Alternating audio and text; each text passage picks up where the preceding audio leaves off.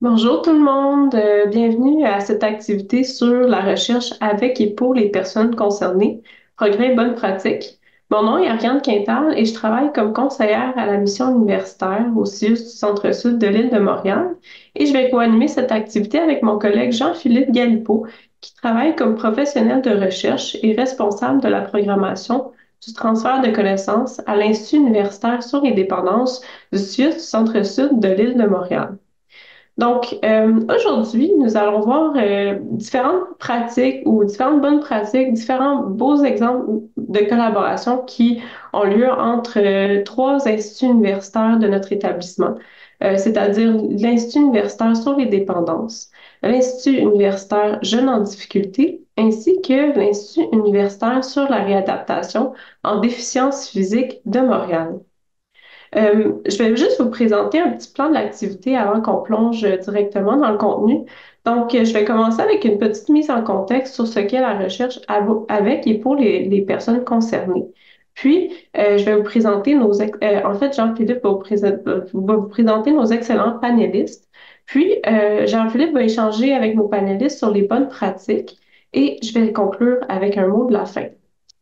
Puis, quand on parle de recherche avec et pour les personnes concernées, c'est une approche qui se distingue de la recherche qu'on pourrait qualifier de conventionnelle. Donc, dans la recherche conventionnelle, on s'intéresse aux expériences de vie ou même à l'effet d'un traitement sur une population qu'on surnomme les participants à la recherche. Donc, on peut faire de la recherche sociale avec ces gens-là. On peut aussi faire de la recherche plus en santé. Mais l'idée, c'est vraiment de s'intéresser au vécu de participants à la recherche. Par contre, quand on parle de recherche avec et pour les personnes concernées, la particularité, c'est que ces personnes-là sont aussi impliquées comme collaboratrices à la recherche ou partenaires à la recherche également. Puis la recherche avec et pour les personnes concernées peut avoir différents noms selon le domaine, comme par exemple la recherche collaborative, la recherche action participative, la recherche partenariale, etc. Mais l'idée, c'est que pour un projet de recherche qui implique des personnes concernées, on a effectivement encore une population de participants, mais on va avoir, par exemple, deux ou trois personnes qui vont aussi être impliquées comme collaborateurs et partenaires pour notamment développer le projet de recherche, contribuer à l'interprétation des résultats, contribuer aussi à la communication des résultats, par exemple. Donc, on leur donne un rôle supplémentaire dans le projet de recherche.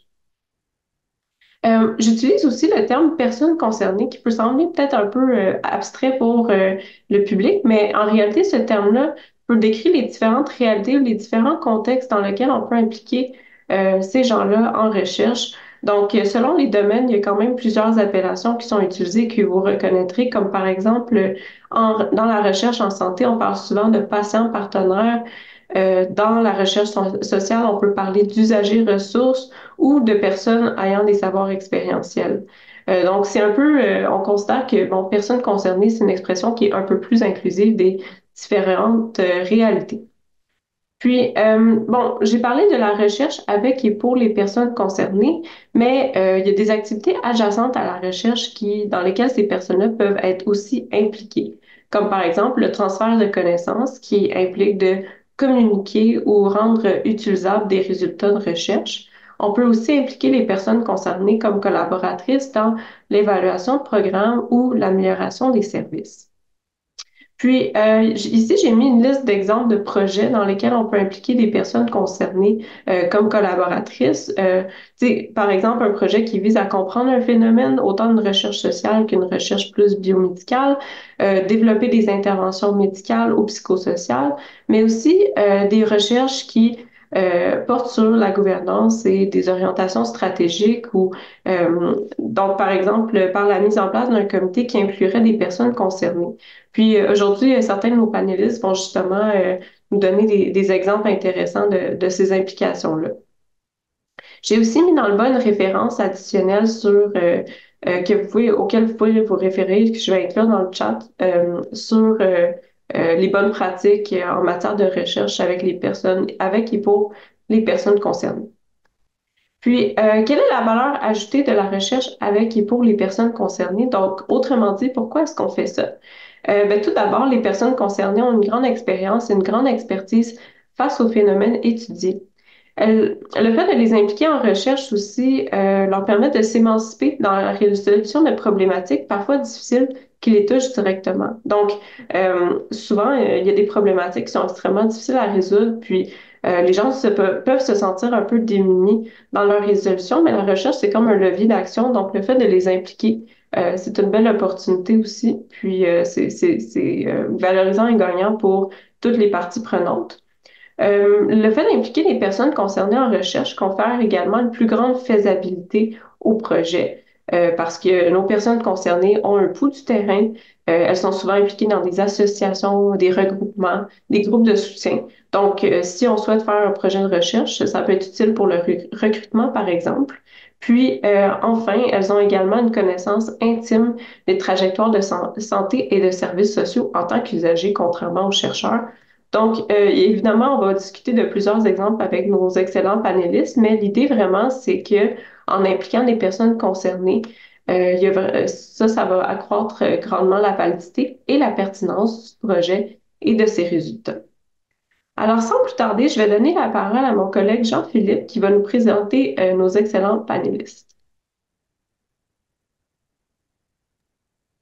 Merci Ariane. Donc, j'invite tous nos panélistes à ouvrir leur micro à partir de ce moment-ci. Et je vais changer la vue. Comme ça, vous devrez tous nous voir. Donc, merci Ariane pour la présentation sur la recherche avec et pour les personnes concernées. Donc, nous avons d'excellents panélistes. Je vais prendre un petit moment pour vous les présenter. Nous avons deux représentantes de l'Institut universitaire sur la réadaptation en déficience physique de Montréal, aussi connu sous l'acronyme IURDPM. Donc, nous avons Michel Forget. Michel s'est impliqué comme patient partenaire dans une variété d'initiatives au sein de cet institut, comme le projet d'espace participatif. Ce projet vise le développement d'un pavillon au sein de l'Institut qui favoriserait la collaboration entre les patients, les professionnels de la santé, les chercheurs et les développements d'instruments médicaux.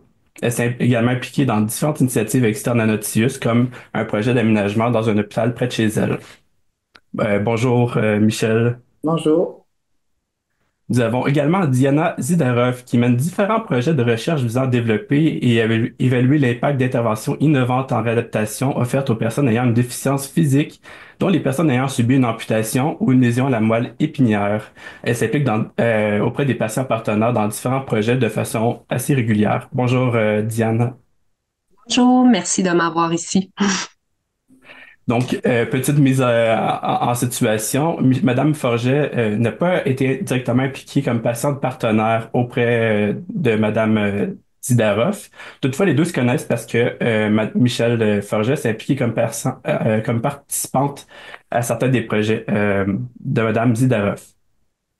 Ensuite, nous avons deux représentants de l'Institut universitaire sur les dépendances avec nous. Donc, tout d'abord, nous avons Christopher Cusick et Léonie Archambault. Tous les deux ont travaillé sur la création d'un guide clinique québécois d'accompagnement des personnes vivant avec un trouble lié à l'utilisation d'opioïdes dans le cadre d'un projet chapeauté par l'équipe de soutien clinique et organisationnel en dépendance et en itinérance, mieux connu sous l'acronyme ESCODI. Depuis plusieurs années, Christopher mobilise son savoir expérientiel pour contribuer non seulement au domaine de la recherche, mais aussi à ceux de la formation et de l'intervention. Il contribue au programme Profan, PROFAN. Depuis ses tout débuts, il travaille comme intervenant chez Métadome. Bonjour Christopher. Bonjour. Bonjour, bon matin. Donc tous les deux sont ensemble dans le même bureau, c'est bien sympathique. De son côté, Léonard Chabot mène des activités de recherche qui se penchent sur l'organisation des services pour les personnes ayant des troubles liés à l'usage d'opioïdes et des difficultés qui sont associées comme les troubles à la douleur chronique, les problèmes de santé mentale ou l'instabilité résidentielle. Bonjour Léonie. Bonjour, merci de nous accueillir. Nous avons également une représentante de l'Institut universitaire sur les jeunes en difficulté, ou acronyme IUJD, beaucoup d'acronymes aujourd'hui. Donc, Isabelle Anne Leclerc-Mallette, chercheur d'établissement qui travaille sur la participation des jeunes placés dans les décisions qui les concernent. Bonjour Isabelle Anne. Bonjour, merci de l'invitation. Donc, pour lancer la table, nous avons une première question. Donc, cette question pose sur quelles conditions pouvons-nous mettre en place pour faciliter l'implication des personnes concernées et établir une collaboration optimale? Donc, pour lancer le bal, nous avons Michel qui a décidé de prendre la parole en premier. Michel, je te poserais peut-être comme question une primaire, en fait, que c'est quoi tes motivations qui t'ont fait mener vers t'impliquer auprès de la recherche? Ben, en tant que personne concernée, pour faciliter mon implication puis vous donner mon expérience, il faut que je commence par vous dire un peu ce que j'ai fait depuis mon accident de moto en 2015. Je suis une personne en situation de handicap. Je suis amputée transfémorale gauche. Et j'ai participé à différents aspects, dont plutôt ce que tu disais, Jean-Philippe, l'espace participatif qui va être un living lab sur la recherche qui va être situé entre les deux bâtiments de Gingras et l'Élysée actuellement là, pour le Centre de réadaptation Montréal. Puis j'ai participé aussi à plusieurs autres projets de CIS parce que moi j'habite la Rive-Nord. Puis dans ma région, on m'a demandé de m'impliquer surtout au niveau des bâtiments pour de la chirurgie ou certains autres projets aussi en lien avec ce que j'ai vécu. J'ai aussi participé à un mémoire d'une étudiante européenne pendant la pandémie. J'ai un groupe pour les ostéo intégrés, parce que je suis ostéo intégrée, puis on m'avait demandé, puis on a fait ça en ligne. Puis finalement, j'ai pu lire le mémoire que j'ai reçu il y a quelques mois. C'était bien intéressant. Je me suis impliquée honnêtement pour tenter de répondre à la question sans trop me poser de questions au départ. Parce que c'était de l'inconnu, tout ce qui était côté médical. J'avais jamais été blessée ou malade dans toute ma vie. J'ai eu mon accident à 50 ans. Puis là, ma vie a changé. Puis, sans prendre trop d'initiatives, je me laissais porter parce qu'on me demandait un peu comme projet. Je disais oui à tout parce que j'étais curieuse, très curieuse. Peut-être aussi par intérêt personnel, parce que là, je me disais que ma vie changeait, puis je voulais m'intéresser à tout ce qui était possible. Puis la recherche, ben, même si j'avais 50 ans, je me trouvais quand même assez jeune pour me dire il y a des projets de recherche qui j'aurais le temps de pouvoir participer à de nouvelles techniques, de nouvelles façons de faire qui pourraient améliorer ma condition au quotidien. Fait que je savais pas trop mon rôle puis le but précis des projets dans lesquels je m'impliquais honnêtement, là. Je savais même pas qu'un patient partenaire et un sujet pour la recherche, c'était pas la même chose. Pour moi, là, tout ce qui était distinctif, euh, je faisais juste suivre ce qu'on me demandait, puis je trouvais ça intéressant, puis j'apprenais plein de choses, puis j'étais bien observatrice, puis quand on me demandait de répondre à certaines questions, à certaines façons de faire, ben je disais oui. Puis, mais à certains moments, je dois dire que j'ai déjà eu le sentiment par d'autres gens impliqués, là, involontairement de leur part, ils étaient très respectueux, mais des chirurgiens, des infirmières, des gestionnaires de différents domaines d'INSIS, certains semblaient, sans me regarder puis me viser, se demander qu'est-ce que je faisais là. Et je pense que eux-mêmes, on leur avait pas vraiment expliqué le but d'avoir une patiente partenaire dans certains projets. Il y en a d'autres que ça semblait comme évident pour eux, mais je vous donne un exemple, là, pouvoir choisir des éléments à mettre dans des nouvelles salles d'opération. Ils se demandaient vraiment c'était quoi la pertinence que je sois là quand, honnêtement, quand je me faisais opérer, j'étais endormie. Fait qu'ils voyaient pas le but de ma participation à ça. Ça, c'est un des exemples que je peux vous dire. Il semblait aussi mal à l'aise de discuter de certains enjeux. Je sentais même beaucoup de retenue parce qu'il y a peut-être certains sujets ou certaines choses à améliorer ou carrément qui leur déplaisaient, qu'ils n'osaient pas dire devant un patient, devant quelqu'un qui, en principe, ne sont pas dans ces réunions ou ces comités-là pour discuter de ces enjeux-là. Ça, j'ai senti ça. Je croyais même que certaines fois, j'étais peut-être là à cause d'une nouvelle directive ou d'une nouvelle façon de faire qui devait impliquer des patients qu'on avait, je vous donne un exemple, là, dans ma tête à moi, parce que j'ai jamais posé la question, ça me mettait mal à l'aise, là, Fallait-tu qu'il y ait tant de gestionnaires, tant de patients, tant de spécialistes pour que ça fonctionne dans ces comités-là? Que c'était une chose qui était rendue la norme. C'est ça que je sentais. En tout cas, tout ça pour vous dire que pour avoir une collaboration optimale, il aurait fallu que moi, peut-être, je m'implique plus à poser des questions moi-même, à vouloir me situer puis demander à ceux qui étaient en charge du projet, mais comprendre mon rôle, mon implication, ça serait essentiel, je pense. Même l'éthique, les codes de conduite, la démarche, les étapes, la durée de l'engagement, ce qui semble évident puis clair, mais comme j'avais tout mon temps puis comme je connaissais rien à ça, ben je trouvais plus ou moins ça, je trouvais pas ça tant important. Mais finalement, c'est souvent des engagements à long terme. Puis moi, ben, je me disais, ben, quand ils vont me redemander la prochaine fois, ben, je vais participer. Puis s'ils me disaient, ben là, ça peut être sur un plus long terme, comme des nouveaux bâtiments ou de la revitalisation ou tout ça, ça peut être sur plusieurs mois parce que des architectes, des ingénieurs et tout ça, ben, je me disais que oui, puisque j'avais tout mon temps. Il y a aussi le vocabulaire là, scientifique. Michel, je vais t'interrompre. Oui, Malheureusement, c'est super intéressant. J'ai parfait. pris même des notes. Donc, OK, pour revenir sur ce que tu as dit, je vais passer la OK. parole à Diana. Vas-y, Diana. Ben, je trouve ça super intéressant, Michel, ce que tu amènes parce que, en fait, une première condition ou en tout cas, moi, comme chercheur, il faut se poser la question, qu'est-ce qu'on attend d'une collaboration avec un usager partenaire? Pourquoi on va impliquer un usager partenaire dans nos projets? Donc, pour éviter justement d'inviter les gens juste parce qu'il faut le faire, parce que c'est la mode de le faire, ou sans apport réel. Donc, pour moi, c'est vraiment essentiel dans ma posture de chercheur de savoir c'est quoi mes attentes envers le patient partenaire. Puis, comme tu as parlé, l'implication d'un usager partenaire, elle peut être extrêmement différente et plus ou moins intense. Par exemple, pour ma part, j'ai eu plusieurs expériences diversifiées où j'ai pu simplement demander à un usager partenaire de me soutenir dans une demande de fonds.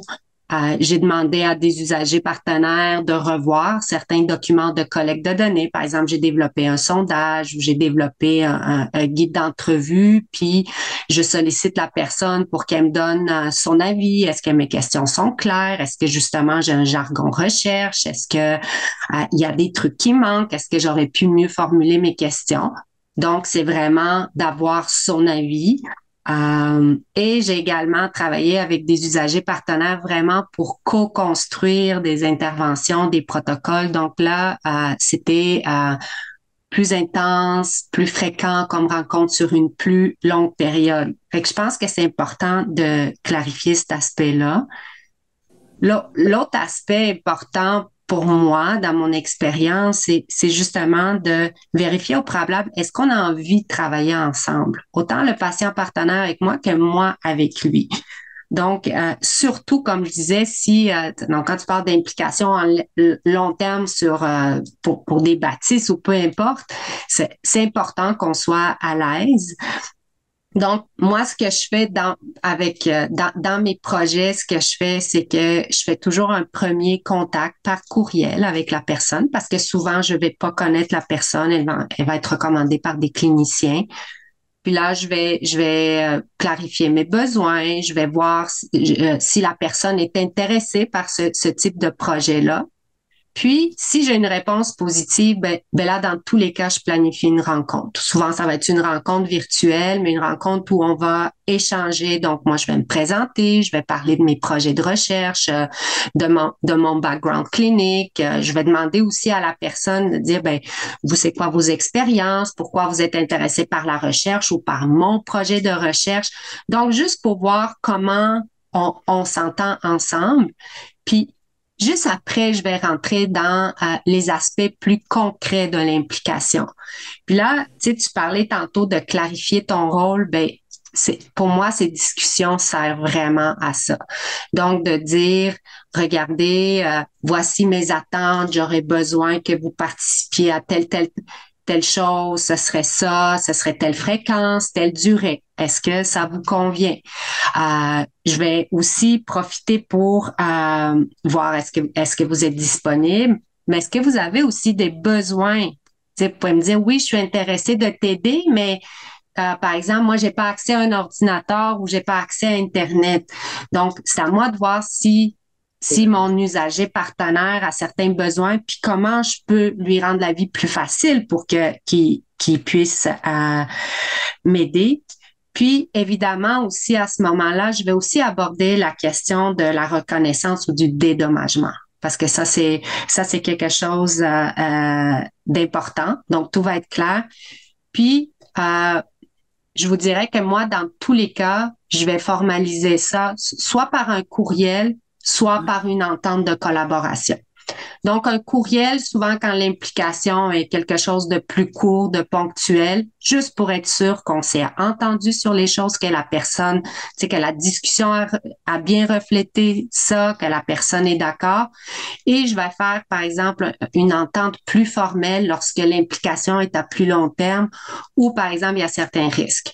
Dans l'exemple, moi et Michel, on a travaillé sur un projet de danse adaptée. Là, Michel était participante au projet, mais auparavant, moi, j'avais travaillé avec 3 usagers partenaires pour co-construire l'intervention de danse. Donc, on s'était vu plusieurs heures, plusieurs semaines, donc pour co-construire l'intervention. Et évidemment, c'est une intervention pour des personnes amputées, il y a toujours un risque de se faire mal et tout ça. Fait que ça, c'était dans notre entente. Les personnes étaient au courant de tout ça. Il n'y en avait pas de surprise. Et donc, peut-être terminer, j'ai vu qu'Ariane, tu m'as montré le 1 minute, juste terminer en disant que, en fait, moi, ça, c'est mon expérience, c'est comme ça que je fonctionne. Mais dans notre IU, on est en train de formaliser tout ce processus-là actuellement. Donc, toute cette collaboration avec les usagers partenaires. Notre IU est en train de développer un registre où on va avoir des noms de patients partenaires, tout cet aspect de contrat ou d'entente. On va avoir un modèle de ça. L'aspect de la reconnaissance est en train d'être réfléchi aussi. Donc, et ce que je trouve intéressant et super important aussi, c'est qu'on est en train de développer une formation autant pour les chercheurs que pour les usagers partenaires. Donc, on va être plus outillés, plus outillés pour travailler ensemble. Donc, ça va être tous des outils qui vont être disponibles. Je pense que c'est intéressant de formaliser davantage le processus. Ben, c'est parce que c'est plus motivant pour répéter l'expérience après, quand c'est clair. Quand c'est clair, hein? Ah, okay. Donc, avoir des bases claires et un bon lien de ce que j'ai pu comprendre. Donc, Christopher et Léonie, je vous laisse la parole. Oui, ben, je vais y aller avec quelques éléments de réflexion, puis Christopher va pouvoir me compléter comme il fait toujours en donnant plein d'exemples super pertinents. Merci. Et aussi aborder d'autres points. Donc, dans mon expérience de mon côté, là, peu importe le type de savoir ou d'expertise qu'on apporte à la table, la qualité de la relation puis de la communication entre les collègues, c'est indispensable. Donc, travailler dans le plaisir, travailler dans le respect, idéalement travailler dans l'humour, c'est des choses qui n'ont pas de prix.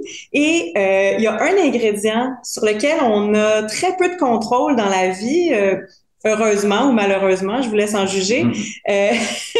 C'est l'aspect des affinités ou des atomes crochus. Puis souvent, quand on développe des projets de recherche, on va avoir tendance à aller s'associer avec des collègues avec qui on a des affinités. Puis pour moi, dans mon expérience, c'est la même chose avec les experts concernés qui ont un savoir expérientiel d'un sujet. Donc, par hasard, on rencontre des gens, des fois c'est dans des événements, des fois c'est comme participant dans des projets de recherche. Puis là, il y a une chimie qui s'opère, ça clique, puis on se dit « Hey, ça serait donc bien le fun de travailler ensemble, ça serait le fun de développer quelque chose, on a le goût de travailler ensemble », fait que ça commence souvent comme ça. Après ça, un coup qu'on a convenu qu'on avait envie de travailler ensemble, c'est sûr qu'il faut qu'on regarde comment on va travailler ensemble en fonction, par exemple, de nos disponibilités ou de nos intérêts. Donc, comme chercheur, de mon côté, je procède toujours de la même manière, que ce soit avec des personnes qui sont impliquées comme co-chercheurs, que ce soit avec des personnes qui sont impliquées comme cliniciens experts, comme experts de vécu, d'autres partenaires. Je leur demande, c'est quoi les conditions qui vont permettre ou qui vont faciliter votre engagement dans le projet? Est-ce qu'il y a des ressources financières ou matérielles que je suis capable de fournir pour favoriser votre participation? C'est quoi votre capacité en termes de temps pour vous impliquer? C'est quoi les volets dans lesquels vous avez envie d'être impliqué? Est-ce que vous voulez être plus impliqué dans la conceptualisation, dans la méthode, au niveau de la collecte de données, au niveau de l'analyse, au niveau du transfert de connaissances? Est-ce que vous êtes intéressé et disponible pour être impliqué dans tous ces éléments-là? Et finalement, l'autre élément, c'est de convenir d'une implication qui va générer des gains pour tout le monde et en particulier pour les personnes qui ont un savoir expérientiel. Donc, cette personne-là, c'est quoi ses intérêts? Est-ce que son objectif, c'est de bien représenter ses pairs, de bien représenter sa communauté au niveau de la recherche? Est-ce qu'elle veut développer ses compétences de recherche parce qu'elle se dirige vers une carrière académique, parce qu'elle veut élargir, dans le fond, ses possibilités, ses expertises de recherche? Est-ce que c'est quelqu'un qui veut élargir son horizon professionnel d'autres manières? Donc, dans le fond, comment on peut s'assurer de soutenir cette personne-là dans ses objectifs professionnels ou personnels dans sa participation au projet pour que cette participation-là génère des gains pour elle aussi? Je passe tout de suite la parole à Christopher parce que je sais qu'il y avait des différents points aussi que tu voulais soulever là, concernant ce qui est une condition facilitante pour l'implication. Peut-être mettre une petite mise en contexte de comment j'ai connu la recherche. Dans le fond, je suis administrateur de drogue injectable et puis en 2014, quand il y a eu la première épisode de crise des surdoses en 2014, j'ai été approché par mon médecin qui me prescrivait mon traitement de substitution à la méthadone pour m'offrir un travail, dans le fond. Elle m'a dit, Christopher, ça te tente-tu de donner des formations à des personnes comme toi qui utilisent des drogues? Comment prévenir les surdoses d'opioïdes? Et puis au début, quand elle m'a dit ça, je suis parti à rire. Je pensais que c'était une blague, je pensais que c'était une joke. Puis après ça, elle m'a dit non, je suis très sérieuse. Elle a dit non, je te donne le numéro de la personne, va la voir. J'ai été engagé sur ce programme-là, dans le fond. Puis c'était une première au Québec, dans le fond, où est-ce que des personnes utilisateurs de drogue donnaient une formation, étaient rémunérées, puis c'était financé par le ministère de la Santé et des Services sociaux. C'est à ce moment-là que j'ai connu Léonie et la recherche.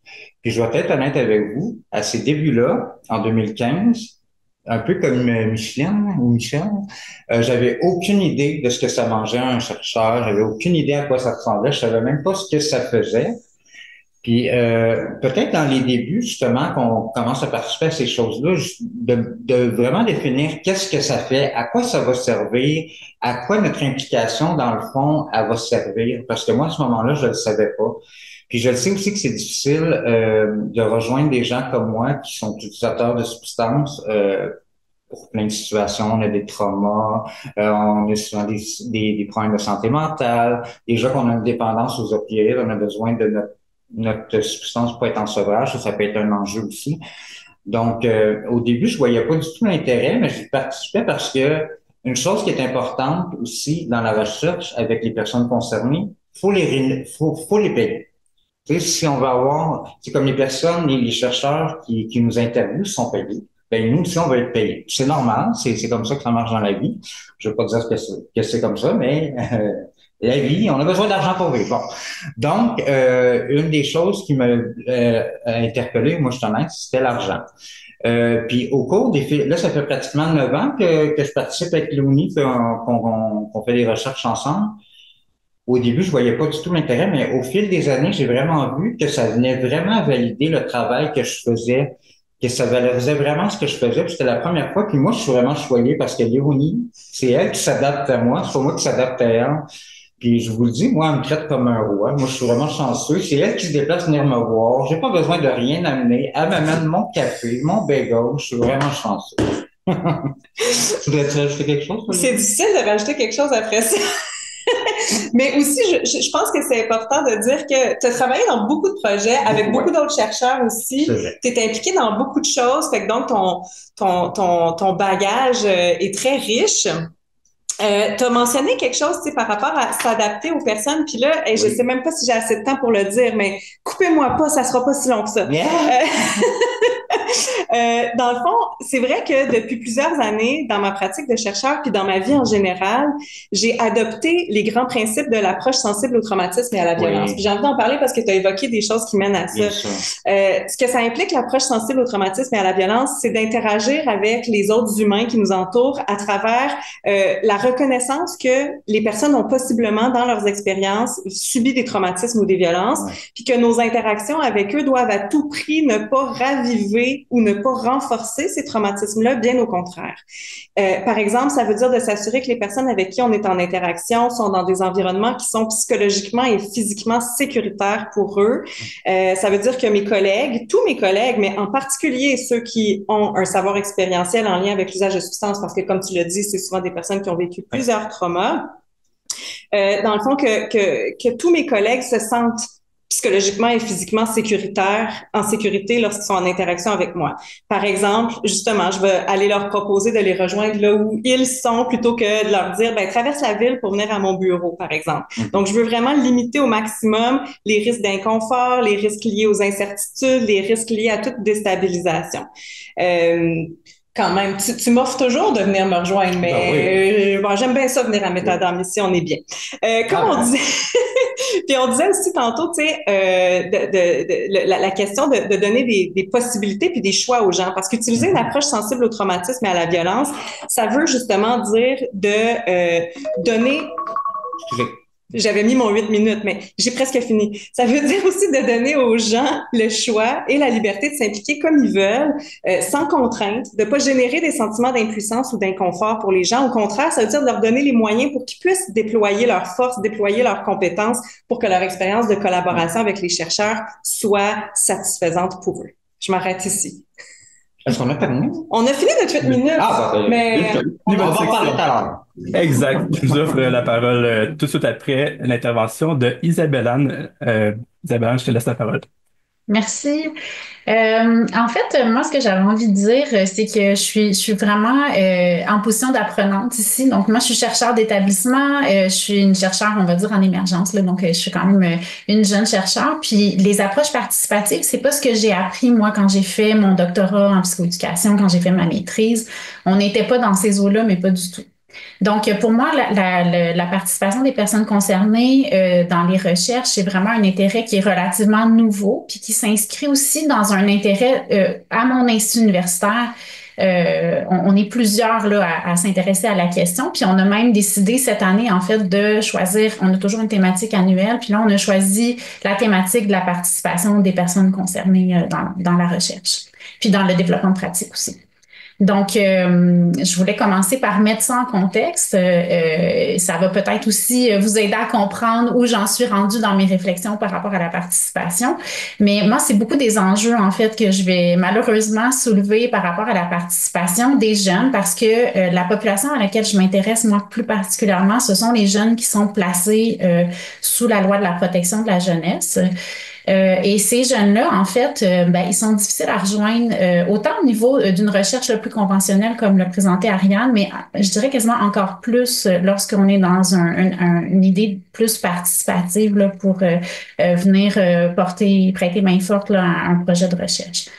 Je pense que ça s'explique par plusieurs aspects, mais peut-être que le principal que j'ai envie de dire, c'est sûr qu'on a une population qui est mineure déjà, donc c'est un peu différent qu'avec une population majeure, mais on a une population aussi qui est sous protection, sous la loi de la protection. Donc, cet aspect de protection-là, on dirait que ça vient porter, c'est comme si c'était en opposition finalement à la participation des jeunes. Puis ça, on va le voir là, pas juste dans la participation à des recherches, on va le voir aussi même dans la participation aux décisions qui sont prises pour eux dans leur vie. Donc, mettons des décisions de placement, décisions de voir leur famille, décisions de quelle école on veut fréquenter, etc.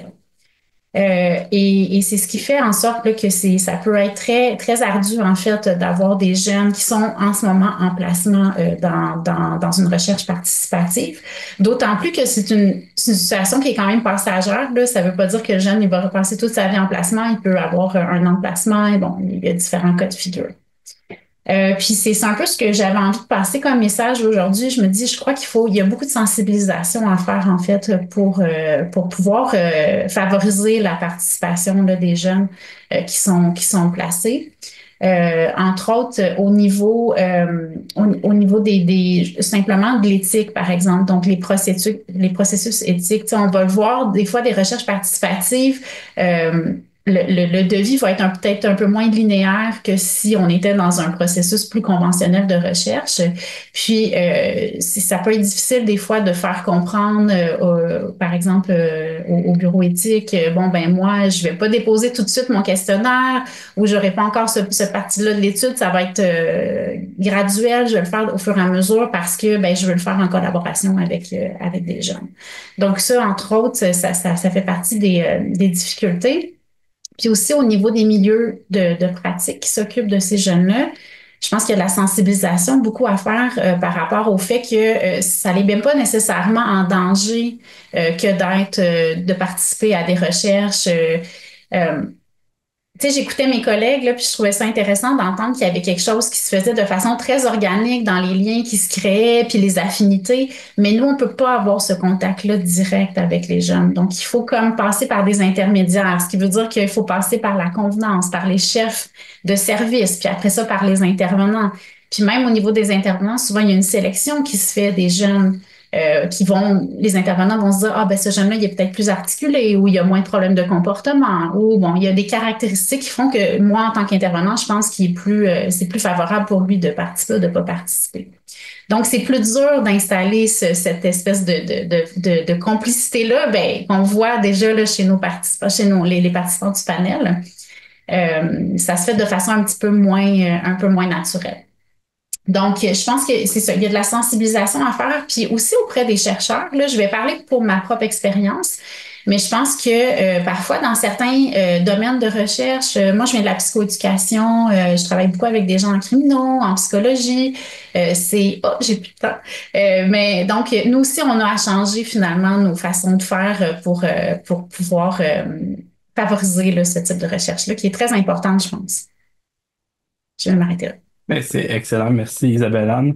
Donc, on a un petit temps d'échange entre tous les panélistes. Donc, je vous lancerai peut-être sur la question. On a vu justement relancer l'idée de c'est important, il faut que ça clique, il faut qu'il y ait quand même un bon match. Mais après ça, il y a différentes postures. Je vois Léonie et Christophe qui ont vraiment une posture plutôt informelle, plutôt conviviale. Et d'un autre côté aussi, on a une posture qui pourrait être plus de type protocolaire, de type voici les instructions à suivre, voici comment il faut procéder et on s'en tient à ça. Qu'est-ce que vous en pensez de ce côté informel, formel? Ben, excuse, j'ai pris la parole. Léonie, tu voulais-tu y aller? Mais moi, j'ai trouvé fascinant comment, sans s'être parlé d'avance, comment on a des façons similaires pour faire les choses, parce que je veux dire, tout ce qui est important, c'est cet aspect justement d'engager la personne, d'être dans le respect, d'être dans la convivialité.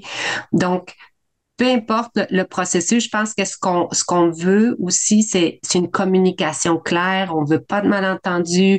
C'est des personnes dans un sens peut-être plus ou moins vulnérables. Léonie a parlé de traumatisme et tout ça. Donc, on veut s'assurer qu'on n'en rajoute pas. Puis pour moi, ça passe beaucoup par cet aspect de respect et de communication. Puis pour moi, le volet formel, tu sais, j'avais l'air d'être avec mon contrat et tout, mais moi, c'est vraiment dans ce but-là, de vraiment d'avoir une communication claire, que la personne sente qu'il n'y aura pas de surprise, qu'on change pas les affaires en cours de route, puis que dire, mais tu m'avais pas dit ça, ou ah, mais pour la rémunération, c'est si. Donc, moi, c'est ça que je vais lutter parce que c'est la base de bonnes relations. Après ça, plus on va collaborer ensemble, je vois comme le lien de Christopher Lenny, c'est extraordinaire, mais plus on apprend à se connaître, on se fait confiance et tout ça, mais je pense que surtout en début de relation, c'est vraiment en tout cas, moi, je privilégie d'avoir un truc plus formalisé, surtout quand on se connaît pas bien au début. Je peux y aller? Oui, je vais dire, comme la personne vient de dire avant moi, la communication, c'est la base, c'est le numéro un. Mais aussi, une autre chose qui est importante ici, c'est de savoir comment s'adapter, surtout avec une personne qui est peut-être un peu comme, qui était un peu comme moi plutôt, qui est peut-être instable dans sa vie, qui vit au jour le jour, à la minute. Dans le fond, savoir s'adapter dans toutes les situations, je trouve que c'est vraiment un point important. Et l'ouverture d'esprit aussi, je pense que même que je vais le mettre en numéro 2, l'ouverture d'esprit est très importante aussi.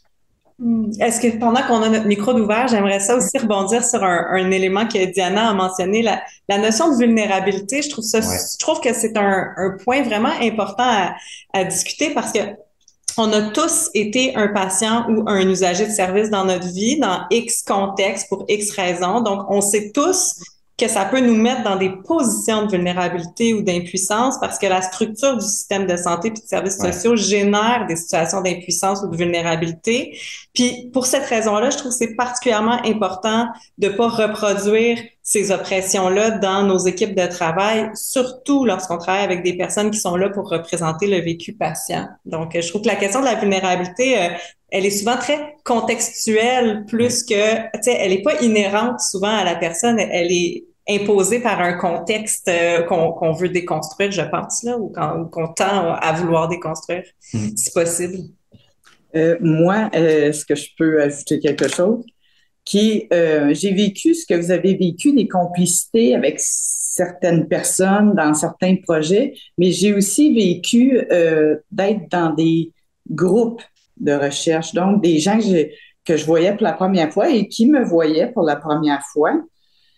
C'est plus difficile d'établir un contact plus privilégié, mais par contre, c'est toujours possible d'être ouvert et s'adapter aux différents aspects de ce que ça comprend, le projet dans lequel on est.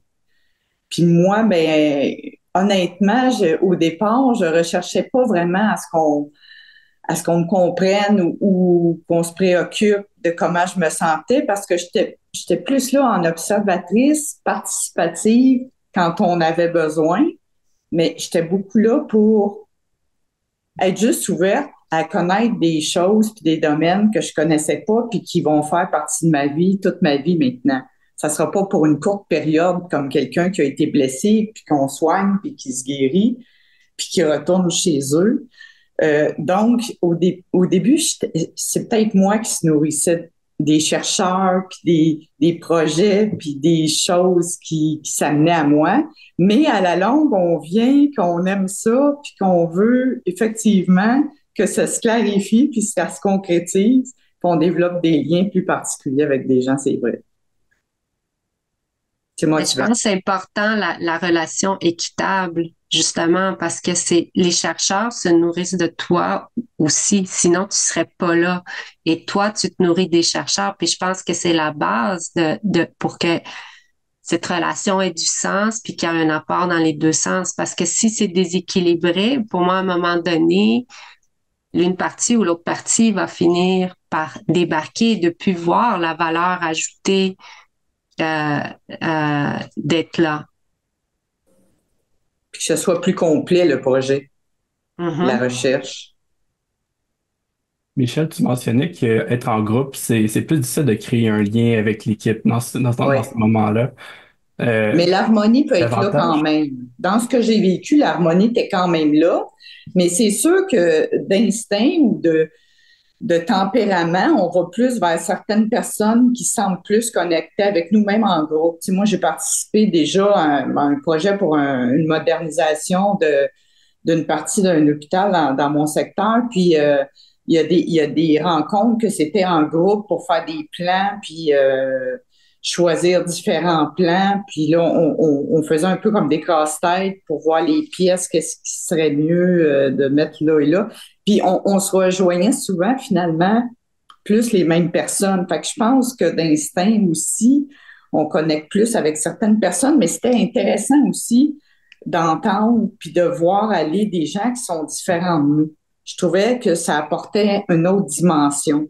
Pour certains projets plus spécifiques, je pense que c'est mieux d'avoir une connexion euh, plus intime. Ben, intime, c'est loin, là, c'est beaucoup, mais une connexion plus certaine avec certains intervenants. Mais dans d'autres situations, j'haïssais pas ça de voir des gens différents, puis des gens que je connaissais pas, qui apportaient des choses. Je n'ai pas une grande imagination dans ce domaine-là, c'est pas mon domaine.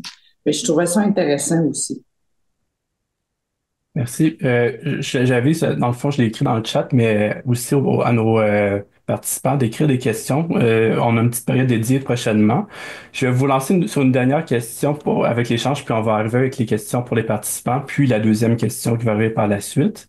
Dans le fond, les processus pour repérer, je dirais, ou entrer en lien avec des personnes qui sont concernées, qui aimeraient s'appliquer dans la recherche. Je sais c'est un peu difficile de repérer ces personnes-là et de les impliquer dans les projets.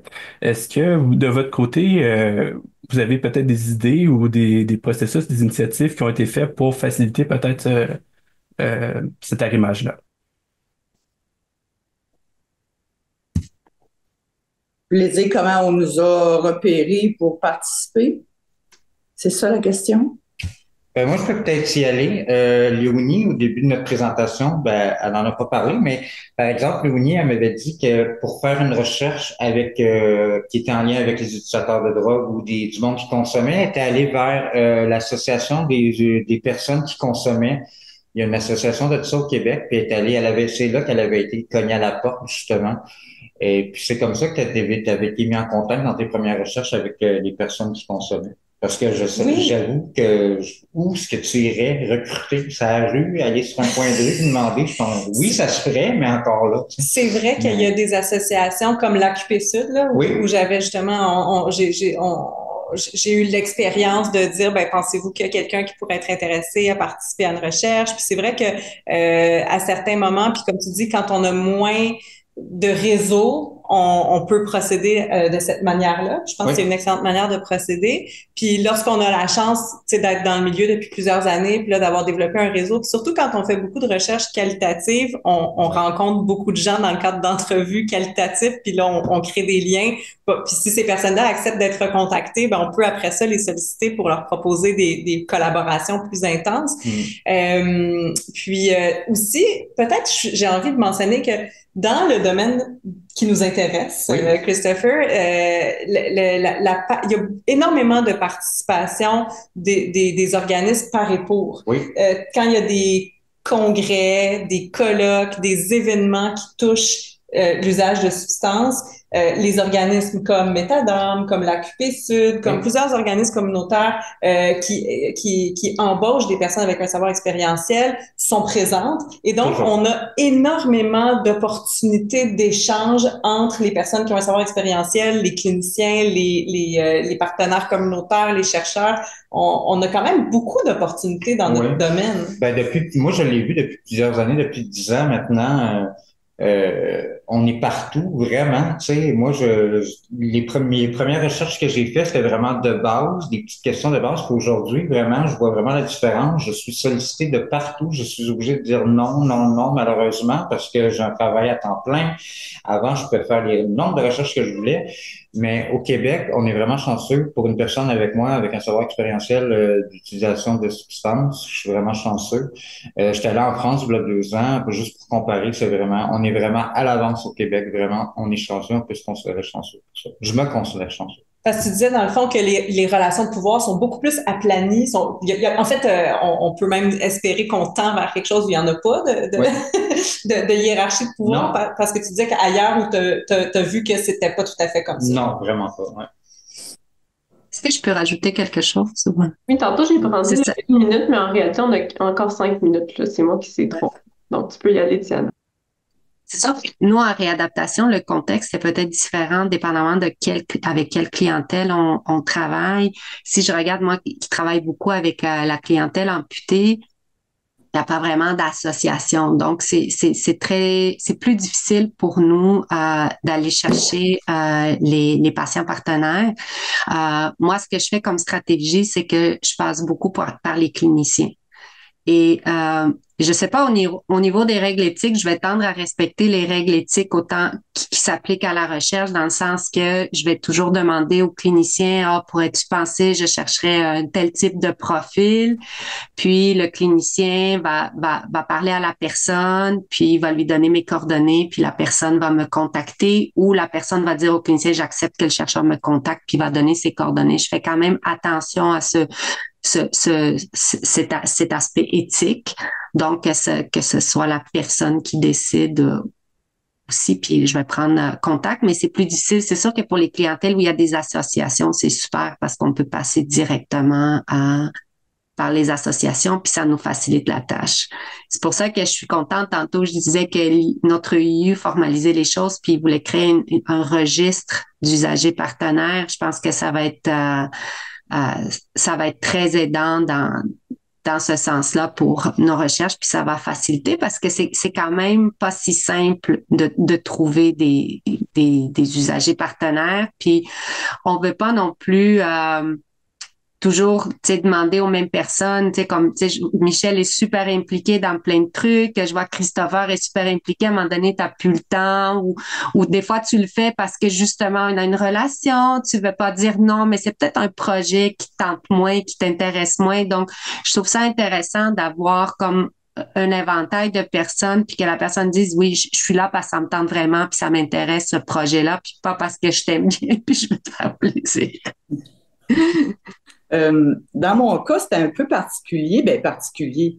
C'est que j'ai eu une chirurgie innovatrice. Donc, c'est sûr que là, on m'a plus vu, j'ai été plus remarquée. Donc, après ça, on me demandait peut-être un peu plus. Puis, c'était OK pour moi. Mais je crois principalement que, en tant qu'amputée, en tout cas, le fait d'avoir été hospitalisé souvent, puis de longues périodes, je pense que là, on pouvait plus, les gens qui étaient là pour moi, ben, tous les intervenants, les spécialistes et tout ça, qui faisaient le suivi au quotidien, physio, ergo, orthopédiste et tout, infirmières, ben là, ils pouvaient plus remarquer notre façon d'être, notre motivation. Peut-être aussi, moi, je suis extravertie, fait que peut-être que là, ils pouvaient donner, si on peut dire l'anglicisme, un in aux chercheurs pour que ça leur donne des patients potentiels pour ce qu'ils ont besoin de compléter dans leur recherche. Moi, c'est un peu comme ça. On est venu me voir pour me demander de pouvoir mesurer, prendre des données, tout ça suite à ma chirurgie qui était innovatrice pour qu'on puisse créer un propre protocole au Québec. Mais c'est comme ça qu'on m'a connue, puis qu'après ça, on a pu m'offrir d'autres choses, là. Je peux peut-être conclure avec par rapport à comment ça se passe là pour moi plus personnellement. Nous, on a à l'UJD, on a contact avec justement un collectif qui est par et pour, donc il s'appelle le collectif des ex-placés. Donc, évidemment, c'est des adultes, là, ils sont plus mineurs à ce moment-là, mais ils ont connu un parcours de placement. Puis c'est souvent avec eux là, qu'on va justement, où on va interpeller là, des personnes concernées pour participer à divers projets de recherche ou de développement de pratique. Mais Christopher a soulevé un point, puis nous, on le vit vraiment beaucoup, ben c'est qu'ils sont sursollicités, là, tu sais. Puis c'est pas que nous, là, c'est pas que les JD, ils ont des contacts partout, ils sont super bien réseautés et tout. Donc, ça fait en sorte que, ben, souvent, ils vont accepter, là. Je pense qu'ils acceptent toujours, mais on sent là, qu'ils en ont quand même beaucoup dans leur assiette, là. Donc, d'ouvrir, de pouvoir ouvrir sur justement des mineurs qui sont en placement, ça serait quand même une solution intéressante. Excellent. Donc, c'était très riche vos échanges. Je vais prendre quelques questions des participants. Donc, dans un premier temps, dans un contexte où il s'agit de changer les pratiques du système et les personnes qui ont vécu de la colère dans ces pratiques-là, quelles précautions qu'on peut prendre pour limiter les dommages, peut-être comme Léonie t'a mentionné? Ben, peut-être je peux me permettre d'ajouter un point important concernant l'approche sensible au traumatisme et à la violence, justement pour les personnes qui ont vécu des choses qui les ont mises en colère ou qui leur ont créé des traumatismes. Il y a un principe fort important de l'approche sensible au traumatisme et à la violence qui est de ne pas insister pour que les personnes partagent un vécu qu'elles n'ont pas envie de partager. Donc, de ne pas creuser, pousser, en bon français, gosser, pour aller chercher des informations personnelles par rapport au vécu. Donc, de laisser la personne arriver avec ce qu'elle a envie de partager et de ne pas en demander plus ou en soutirer outre mesure, là. Donc, la personne s'implique et elle a le droit de décider de quoi elle a envie de parler, comment elle a envie de s'impliquer, puis qu'est-ce qu'elle a envie de partager. Puis je pense que D'ailleurs, tu m'avais mentionné déjà, Christopher, que dans le passé, avant de t'impliquer dans un projet de recherche, tu avais une petite crainte. Tu disais, est-ce qu'on va venir me chercher trop loin? Tu sais, est-ce que je vais être obligée de me dévoiler complètement? Là? Oui, c'est ça. Quand on a un savoir expérientiel, dans le fond, c'est carrément ça. On se met un peu à nu devant des gens. C'est un peu dur de gager de comment est-ce qu'on va le faire, comment qu'on va en parler. Puis l'autre fois, moi puis Léonie, on parlait comment je pourrais dire, l'espèce de langage, tu sais, quelqu'un qui vient de mon background d'itinérance de consommation, on utilise souvent la vulgarisation des noms de rue. Puis je peux même revirer ça du côté de la recherche aussi. Vous avez aussi des termes qu'on connaît pas du tout. Puis même pour moi, quand je dis que je suis un utilisateur d'opioïdes, ça peut avoir l'air d'une maladie, d'un animal, tu sais. Vraiment en tout cas, il y a des. Ouais. L'importance de trouver un langage commun, puis de se traduire nos jargons finalement, puis je vais revenir aussi avec le trauma. Ça m'est arrivé, moi, pas en situation de recherche, mais dans une des formations que je donnais, il y avait une personne qui était dans l'assistance qui me demandait, mais pourquoi toi, Christopher, tu as utilisé des drogues? Qu'est-ce qui t'a rendu là? Puis je lui avais dit, devant un public de 30 personnes, aujourd'hui, j'en parlerai pas. Peut-être que j'en parlerai une autre fois, mais la personne avait tellement insisté que ça avait mis les 30 personnes dans la salle tellement mal à l'aise qu'il avait fallu prendre un break d'une demi-heure parce qu'il y avait même des personnes dans l'assistance qui étaient en train de vivre des traumas.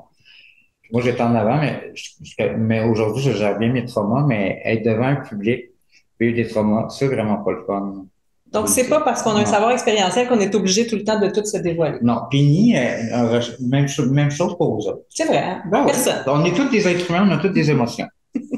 Ouais.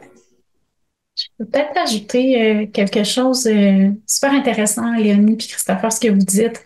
Moi, je le vois beaucoup avec les jeunes, autant les ex-placés, ou je le vois beaucoup, là, cette question-là de la colère là, qui est soulevée dans la question de la colère par rapport au système, des injustices qu'on a vécues, des droits qu'on considère qui ont été lésés. Je pense que c'est important qu'elle s'exprime cette colère-là. Puis je pense que des fois, en tout cas, je vais parler pour moi, là, parce que je ne sais pas pour tous les chercheurs, mais des fois, je peux avoir tendance, moi, à dire hey, je ne suis pas à l'aise avec ces émotions-là, c'est trop extrême, des mots qui sont utilisés. Mais je pense qu'au contraire, il faut être vraiment dans une position d'accueil de ça parce que c'est des gens qui ont des vécus qui sont difficiles, en fait, là, puis qui ont des choses à exprimer par rapport à ça. Donc, moi, ça m'est arrivé dans plusieurs situations où je pense qu'il fallait faire place à la colère, puis là, c'était le temps d'en parler. Puis après, la question parle aussi de changer des pratiques du système. Ben, je pense que là, ça revient à toute la communication dont tous les panélistes ont parlé, qui est super importante parce qu'une recherche, ça change généralement un tout petit morceau du système. Puis des fois, on n'est même pas sûr que ça va avoir des impacts si grands que ça. Fait que je pense que, tu sais, aussi de relativiser les attentes, de réfléchir aux retombées de la recherche ensemble, d'être clair par rapport à ça. Tu sais, je pense aussi que ça peut aider pour pas non plus avoir l'impression qu'on porte tout le changement du système sur nos épaules en tant que participants, personnes concernées ou en tant que chercheurs ou peu importe là, à quel point on est impliqué. Donc, c'était ma réponse là, à la question. Est-ce que j'ai le temps de rajouter quelque chose? Oui. Je pense qu'en déficience physique, la notion de colère est peut-être différente. C'est sûr qu'on travaille avec des gens comme moi. Michel a vécu une amputation, peut avoir un sentiment d'injustice. Les gens ont des lésions médulaires, des traumatismes crâniens, peu importe, ou des maladies qui résultent en une déficience. Mais je pense que moi, là où je fais attention, c'est justement si je peux utiliser le terme, quand j'approche le patient partenaire. Je vais pas prendre, par exemple, des gens qui sont en cours de réadaptation, que le tout est frais. Tu sais, il faut avoir un certain vécu dans notre cas, une certaine adaptation, un certain cheminement dans le processus parce que c'est ça, tu partages, oui, tu es là pour ton expérience, mais t'es pas là pour résoudre tes propres enjeux de santé. Tu es là pour apporter dans un cadre plus large. Donc, je vais toujours vérifier où est-ce que la personne est rendue. Puis tantôt, je parlais que je faisais toujours une première rencontre, un contact, ça va beaucoup jouer aussi quand je vais parler avec la personne des motivations, pourquoi elle est là, pourquoi elle veut participer à ce projet-là. Puis clairement, si je sens qu'il y a des choses non résolues, je vais trouver une façon de m'en sortir et dire, écoutez, peut-être on va attendre un peu, c'est super intéressant, mais c'est peut-être pas le meilleur projet pour vous actuellement. On va se reparler plus tard. Puis je pense que le fait d'avoir une formation pour les usagers partenaires et pour les chercheurs, ça va nous aider aussi à clarifier tous ces aspects-là et savoir quel est le bon moment pour impliquer les usagers partenaires dans nos projets. Merci, Diana. Nous avons également deux autres questions, je vois, sur la rémunération, mais je pense que je vais envie de la prendre à la fin de la présentation, puisqu'on va avoir une section qui va parler de cet élément-là.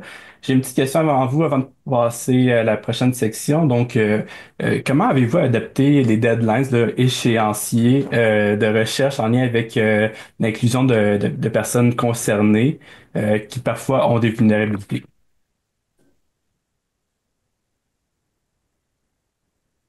J'ai envie de dire avec flexibilité, beaucoup de flexibilité. Je pense que, tu sais, ça, en tout cas, moi, en tant que jeune chercheur, je me rends compte que j'ai tendance à faire des deadlines plus serrées, puis que je dois les repousser. Mais je pense que c'est une bonne pratique pour laisser l'espace finalement là, aux personnes concernées là, dans la recherche.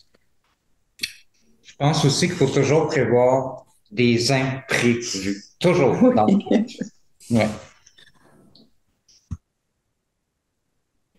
Donc, il n'y a pas de recette miracle là qu'on. Donc, c'est être flexible en général. Excellent. J'aurais peut-être un petit quelque chose à dire. C'est pas long, puis c'est peut-être pas exactement le but de la question, mais aussi en tant que personne concernée, il faut, quand on s'implique, respecter aussi les échéanciers le plus possible. Comme on dit, on parle de notre condition peut-être physique ou médicale, ça c'est autre chose. Mais c'est des impondérables, on ne peut pas vraiment tout contrôler. Mais quand je m'engage, même si tantôt je disais que c'était pas si clair puis que j'étais disponible, ben j'essaie d'aller au bout de la chose parce que ces gens-là, ils comptent sur moi pour leur projet. Puis c'est beaucoup de temps investi, beaucoup de plein de choses que je suis pas au courant derrière le projet. Fait que j'essaie d'aller au bout de la chose. Fait que j'essaie de respecter ça au maximum quand c'est possible pour effectivement respecter leur échéance. Ben, moi aussi, je vais dans le même sens. Ben, moi, je vais dans le même sens que madame qui vient de parler. Moi aussi, dès que je m'implique en tant que consommateur de drogue, même si j'ai dormi 1 heure dans ma nuit, je suis hangover, je vais quand même donner le 100% de ce que je suis capable de faire. Puis si je sens que je suis pas capable de le faire, ben je vais être honnête, je vais dire, regarde, Léonie, aujourd'hui, je suis pas capable, on pourrait te remettre ça, mais ça m'est jamais arrivé encore. Il n'y a pas de bois, mais en tout cas. Mais j'essaie d'être 100% authentique tout le temps, puis être alerte tout le temps, parce qu'en état de consommation aussi, des fois, on n'est pas 100% là, mais ouais. Ouais. Donc, à la prochaine personne. Diana, je pense Moi, je dirais que ouais, la flexibilité, ça vient de notre côté. Je le vois aussi comme de pas mettre le poids, par exemple, sur un usager partenaire. Moi, j'essaie dans les projets d'en avoir plusieurs, justement parce qu'on est avec des gens qui ont toutes sortes de conditions, toutes sortes d'enjeux, et pas, tu sais, comme si Christophe dit aujourd'hui, je file pas, je peux pas, de dire, oh non, tu sais. Non, j'ai prévu 2 usagers partenaires. Donc, si Christopher peut pas pour X raison, ben, j'ai l'autre personne qui peut apporter au projet. Puis, je fais attention, je prends toujours le temps, moi, de débriefer, la personne dire, écoute, t'étais pas là, on a parlé de ça, c'est ça qui est ressorti. Donc, pour qu'elle se sente toujours incluse dans le projet, mais de pas mettre le poids, justement, sur la personne puis qu'elle doit sentir que, oh mon Dieu, tous les chercheurs m'attendent, je dois être là. Super. Donc, on passe à la deuxième section. Je vais vous lancer une grande question et même processus. On va passer de partenaire de panéliste à panéliste. Un échange entre panélistes et une paire de questions pour le grand public. La deuxième question, comment peut-on bien reconnaître, valoriser et intégrer les savoirs des personnes concernées dans la réalisation d'un projet de recherche ou plus largement, on a vu toutes les activités de transfert de connaissances et autres. La première à prendre la parole, ça va être Isabelle Anne. Je te laisse la parole. Donc, moi, ce que je voulais aborder pour cette question-là, c'est encore une fois, sans surprise, des enjeux. En fait, je pense que dans la question de la reconnaissance, c'est sûr que la rémunération dont on a discuté un petit peu, Christopher l'a mentionné, il y a eu une question là-dessus également. La rémunération, c'est super important parce que quand on se réunit autour d'une table et qu'on a des personnes concernées, les professionnels qui sont là, que ce soit chercheurs, intervenants, peu importe, eux sont sur leur temps de travail. Donc, je pense qu'il y a vraiment une question d'équité que d'aller rémunérer de façon suffisante, finalement, les personnes concernées qui vont être autour de la table, qui vont participer à différents aspects. Mais ça reste que c'est un enjeu là, de notre côté. D'une part, nous, les consignes qu'on a eues il y a quelque temps, c'est qu'une personne qui recevait des services en ce moment, donc un jeune placé et reçoit des services, ne pouvait pas recevoir une rémunération ou une compensation. Donc on trouve des stratégies là, pour contourner des fois cette règle-là, mais ça reste que c'est contraignant. Puis souvent, les montants aussi sont pas nécessairement suffisants. Je pense pas que, entre nous, on n'a pas nécessairement d'échelle là, et qu'on devrait suivre. Là, on y va avec notre bon jugement, mais souvent, ces montants-là sont quand même trop petits, là, moins que le salaire minimum parfois. Donc, c'est pour moi, c'est un enjeu qui est super important puis qu'il faudrait vraiment pouvoir débloquer parce que c'est une question vraiment d'équité. Puis, un autre aspect de la reconnaissance que les jeunes, en fait, souvent veulent, c'est d'avoir, si on sort un produit, par exemple, là, avec des collègues, on a travaillé sur une capsule sur la participation, puis il y a des jeunes qui nous ont aidés, en fait, à travailler sur cette capsule-là. C'est une capsule qui porte sur les droits. Et à cause que c'est des jeunes qui sont sur la protection de la jeunesse en ce moment, qui sont mineurs, on ne peut pas révéler leur identité. Ça, c'est selon la loi. Eux auraient voulu, en fait, qu'on le fasse, mais on ne pouvait pas le faire. Donc, on a quand même trouvé un compromis. Tu sais, je pense que la leçon aussi à tirer, c'est qu'on peut toujours trouver des compromis. Mais bon, on a nommé les prénoms seulement là, pour pouvoir protéger l'identité. Mais ça, c'est un autre aspect de la reconnaissance que je trouve un petit peu plus peut-être compliqué là, avec les jeunes qui sont sous la loi de la protection de la jeunesse. Donc, je pense que j'ai pas fait 4 minutes, mais j'ai fait le tour des sujets que je voulais aborder. On va pas forcer la chose. Je laisserai la parole à Michel. Je vais ouvrir mon micro. Moi, pour cette question-là, je dirais qu'il faut que je sente que ma présence est nécessaire dans ces projets-là. Avant, je me préoccupais plus ou moins de ça, mais là, je suis rendue que j'ai besoin de plus que d'être observatrice, puis un peu passive, puis de répondre juste quand on a besoin de moi. J'ai besoin d'être partie prenante du projet. Sentir aussi de savoir les étapes, le but pour pouvoir me positionner un peu mieux dans le projet. Je pense que j'y prends un goût à la longue, là. Me sentir écoutée, accompagnée, puisqu'au fond, c'est pas mon domaine d'expertise, entre autres, pour le langage qui est loin de ma réalité.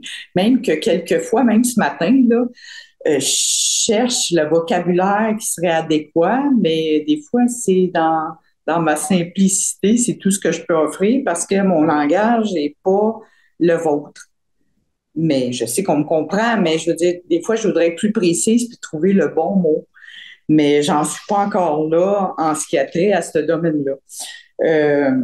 En parlant de réalité, rendre ça plus concret, c'est ce que je suis en train de vous dire dans le fond, là, pour communiquer peut-être les résultats au final. Parce que souvent, on participe à un projet, puis on n'a pas le retour de l'avancement, même si c'est minime, parce que j'ai compris que la recherche, c'est des gens qui ont beaucoup de patience puis qui sont très persévérants parce que sont conscients que ça va peut-être pas débloquer, comme je pense que c'est Isabelle Anne qui disait tantôt, ça peut être long avant que ça avance, puis on se demande le changement que ça va apporter au final. Mais moi, je pense que ça prend des gens qui ont cette patience-là, puis ce vouloir-là à se dire, pour l'instant, c'est flou, c'est peut-être pas aussi visible, concret, mais on va y arriver. Peut-être qu'en nous donnant des petits résultats au final de leur positionnement par rapport à ça, ils en sont-ils venus à ce qu'ils voulaient dans ce processus-là? Ça, c'est intéressant. Sentir que les autres impliqués sachent le pourquoi de ma présence, quelle qu'elle soit. T'sais. Ça, je trouve ça important. Puis, me donner envie de refaire l'expérience d'une fois à l'autre. C'est aussi ma contribution, ma situation, que je me sens partie prenante du projet. Là. Tu sais, je veux me sentir intégrée malgré la hiérarchie de tout ce qui implique la recherche, qui est un peu abstrait pour moi. Là. Transmettre mon ressenti pour permettre aux impliqués de comprendre, puis de connaître ce que je vis, ce que je suis. Puis c'est ça qui est valorisant pour avoir envie d'en faire un autre. Je pense que tu avais mentionné aussi ne pas sentir que tu es une parmi tant d'autres, que tu as vraiment une contribution unique là, dans le projet. Oui. Ça avait été à nommé. ce moment-là, là, ce que j'ai apporté, ben ça a fait une différence. Oui, c'est valorisant, c'est nourrissant.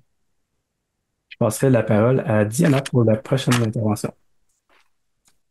Ce que Michel dit, ça m'amène à réfléchir, en fait, à c'est quoi nos valeurs comme chercheurs ou c'est quoi les principes qui vont guider notre collaboration avec un usager partenaire. Donc, puis je pense que c'est de nous questionner sur ces valeurs-là, de les rendre explicites, mais aussi de se trouver des stratégies pour les appliquer, pour que ça reste pas quelque chose d'abstrait. Je pense que pour ma part, ce qui est important, c'est, puis on l'a déjà dit auparavant tout, c'est le respect, c'est l'inclusion, c'est l'écoute, c'est la communication. Mais ensuite, je me dis, ben, comment on fait pour les appliquer? Puis, je réfléchissais à ça, puis je me dis, ben, souvent, nos échanges avec les usagers partenaires passent par des rencontres plus ou moins formelles. Donc, moi, je me suis rendu compte en me préparant que ce que je fais, en fait, c'est que, ben, avant les rencontres que je vais tenir, je vais aviser mon équipe de recherche qu'il va y avoir un usager partenaire qui va être présent. Puis je pense à tantôt Michel, elle mentionnait comment des fois il y avait des malaises, les gens étaient pas sentaient qu'ils pouvaient pas discuter de tout, c'est comme s'ils étaient pris par surprise qu'il y avait un usager partenaire. Donc pour moi, c'est une façon de faire où tout le monde sait qu'il va y avoir un usager partenaire, puis tout le monde connaît aussi les raisons. Pourquoi à cette rencontre, il y a un usager partenaire, c'est quoi l'apport qu'on attend, donc il y en a pas de surprise. Une autre stratégie, moi, que je prends, c'est que aussi avant les rencontres, je vais me garder quelques minutes avec l'usager partenaire, tu sais, juste pour lui donner un petit peu le topo qui va être là, sur quoi ça va porter en gros, mais surtout pour lui rappeler que, écoute, t'es la bienvenue, on veut que tu sois là, sens-toi à l'aise de parler, on veut entendre ton point de vue. Donc, juste lui rappeler ça, que la personne a sa place, puis que c'est correct si elle nous challenge, si elle pose des questions, c'est ça qu'on veut, tu sais. Donc, pour la rendre à l'aise avant la rencontre. C'est sûr que durant les rencontres, je vais faire très attention quand il y a un usager partenaire justement pour l'aspect inclusion. M'assurer, tu sais, je vais surveiller souvent le langage corporel de la personne pour voir comment elle va réagir, si on dit quelque chose, qu'elle a l'air surprise ou pas d'accord. Donc, pour m'assurer de lui donner la parole, si jamais elle n'ose pas prendre la parole, on m'assurer vraiment qu'elle a parlé sur les différents points. Puis après la rencontre, ben, je fais toujours un petit débriefing. Comment ça a été aujourd'hui? Comment t'as trouvé la rencontre? T'as-tu des choses que t'étais moins à l'aise? Ça s'est-tu bien passé? Donc, je me prends comme des notes mentales pour la prochaine fois. Puis je pense que ça fait la personne sent qu'on a une communication transparente, qui est écoutée, ça contribue à notre relation, ça contribue à ce qu'elle se sente engagée. Donc, je pense que ça peut être juste gagnant. Puis l'aspect que je travaille beaucoup, c'est ce que Michel a apporté aussi, c'est que tu sais, souvent, nos projets sont sur du long terme. Les patients, les usagers partenaires sont impliqués à différentes étapes. Puis, on oublie de leur faire un suivi de qu'est-ce que leur rapport a donné. Donc, ça, j'avoue que je ne le mets pas toujours en place, mais j'essaie de le garder dans ma tête pour revenir à la personne et dire, hey, tu sais, les rencontres qu'on a eues, finalement, c'est ça que ça a donné. Donc, de lui donner une rétroaction sur ce que sa participation a apporté, parce que je pense que c'est super important parce que ça aussi, c'est quelque chose qui favorise l'engagement. Puis en tout cas, je sais que pour ma part, je le fais pas assez, puis j'essaie de le faire plus, là. Parce que j'avoue que, comme Michel, tu l'as exprimé, c'est un petit peu plate de pas savoir. J'ai donné toutes ces heures, ça a donné quoi à la fin? Tu sais, pourquoi j'étais là? Tu sais, je vois pas l'aboutissement. Donc, ça, je pense que c'est un aspect important que, comme chercheur et dans nos équipes de recherche, on devrait intégrer plus. Mais pas juste pour moi-même, hein, pour le projet comme tel aussi, qui est intéressant, puis on est curieux de savoir. Oui, puis souvent, tu sais, c'est pas juste au niveau de l'usager partenaire qu'on oublie de faire ça, c'est au niveau de nos co-chercheurs, au niveau de nos autres partenaires, parce que, tu sais, le projet avance et là, on a beaucoup d'étapes, puis on oublie de faire ces aspects-là, mais de communication, mais c'est quand même essentiel. Personne n'est parfait. Puis comme tu te mentionnais, en fait, le rôle de facilitateur qui est important aussi de justement faire un lien plus proximal avec la personne. Puis voir qu'il y a un malaise ou quelque chose pour intervenir à ce moment-là. C'est excellent. Je laisserai la prochaine parole à Christopher et Léonie pour intervenir sur la question. Concernant cette question là, de reconnaître, valoriser, intégrer les savoirs des personnes concernées, dans mon expérience, j'ai trouvé que c'était positif de donner du pouvoir aux personnes concernant l'orientation de la recherche. Par exemple, de mon côté, quand je commence à développer un projet de recherche, j'essaie de m'arranger pour consulter au moins une personne avec un savoir expérientiel relié à la thématique pour lui demander si ce projet-là lui paraît pertinent, si ce projet-là lui paraît utile, est-ce que le projet est connecté aux besoins des personnes qui vivent cette situation-là. Vérifier aussi si le projet comporte des risques de nuire aux personnes concernées, que ce soit à travers la méthode qui est envisagée ou à travers les termes qu'on prévoit utiliser. Donc, vraiment s'assurer, évidemment, notre premier objectif, c'est toujours de pas nuire. Donc, un exemple concret, pour mon projet de thèse doctorale, j'avais consulté la littérature, j'avais consulté des cliniciens experts, puis j'arrivais à la conclusion que ce serait utile de développer un projet qui établirait des profils de personnes avec un trouble lié à l'usage des opioïdes pour justifier différents modèles d'organisation des services pour mieux répondre aux différents profils de besoins. Fait qu'avant de débuter le projet, j'étais allée consulter une personne avec un savoir expérientiel qui représentait un organisme de défense de droit. Je voulais savoir, est-ce qu'il jugeait que la démarche avait des risques de nuire, notamment, est-ce que la démarche était pertinente? Est-ce qu'elle avait des risques de nuire? Est-ce que la notion de profil, ça référait pour lui à quelque chose de négatif? Est-ce que pour lui, ça avait une connotation stigmatisante? Est-ce que ça risquait de créer du tort? Donc, on a discuté beaucoup ensemble. Ça m'a aidé à orienter le projet d'une manière qui serait proche justement de ses suggestions, de ses recommandations. Puis cette personne-là, en plus, en bonus, a accepté de continuer avec nous puis de participer au comité d'orientation de cette recherche-là. Donc, ça a été finalement une démarche qui a été gagnante parce que ça a permis que cette personne-là soit impliquée dès le début du projet et continue à nous accompagner à travers ce projet-là jusqu'au transfert de connaissances. Donc ça, c'est un exemple dans ce projet-là, comment le savoir expérientiel a été reconnu, valorisé, intégré dès le début, même avant de commencer le projet. Autre exemple, puis je vais passer la POC à Christopher, mais je veux juste pour vous mettre en contexte d'un autre exemple où le savoir expérientiel a été valorisé, intégré, pas au tout début, mais est venu vraiment faire bifurquer l'orientation d'un projet. On était tous les deux impliqués, on l'a dit plus tôt, là, dans un projet de l'équipe de soutien clinique et organisationnel en dépendance en itinérance, communément appelé l'ESCODI. Donc, c'était le développement d'un guide à l'intention des cliniciens pour soutenir l'accompagnement des personnes qui vivent avec un trouble d'usage d'opioïdes. Et là, Christopher, à un certain moment du projet, toi et d'autres personnes avec savoir expérientiel avaient été impliqués. Puis là, je te passe la porte pour que tu nous montres comment vous avez fait bifurquer le projet. Oui, ben lors de la création de ce fameux guide, un médecin qui prescrit des TAO avec des patients qui prennent ces TAO-là, on discutait, on était en train de créer ce guide-là, puis avec les traitements de substitution, il y a beaucoup de règlements parce que premièrement, c'est un médicament qui est très fort, qui peut être même mortel, qui peut causer beaucoup de dommages à quelqu'un qui en prend pas ou qui a pas de tolérance, peu importe, ça peut être dangereux. Donc, il y a beaucoup de règlements autour de tout ça. Juste pour vous donner un exemple, j'ai 45 ans. À tous les jours, je dois aller à la pharmacie, devant le pharmacien, prendre mon petit jus, le boire devant le pharmacien, déposer ma bouteille. C'est très infantilisant. Et puis, en montant ce beau petit guide-là, qui est super intéressant d'ailleurs, il est très gratuit et vous pouvez l'avoir par l'Institut universitaire Indépendance. Et l'ESCODI. Et l'ESCODI. Je disais, hey, ces mots de règlement-là, c'est fatigant, on devrait quasiment en créer un pour nous autres, parce que même nous, en tant qu'utilisateurs de services, il y a plein de règlements auxquels on n'est pas au fait, qui ont changé au cours du temps, que la pandémie a changé beaucoup de règles dans ce milieu-là. Et puis, j'ai dit ça à la blague, comme ça, on devrait faire un guide pour nous, les usagers. Puis, ben, moi aussi, il y en a un. Il y en a un guide, il a été créé. Puis, vous avez largement contribué à le créer. Tout le monde, tu sais, autant vous autres que nous autres, on l'a créé ensemble. Puis, j'étais vraiment impressionné. Fait que c'était pas prévu qu'il y ait un guide. C'était pas prévu du tout, non. Je disais ça à la blague, mais avec un peu de sérieux en même temps. Ouais.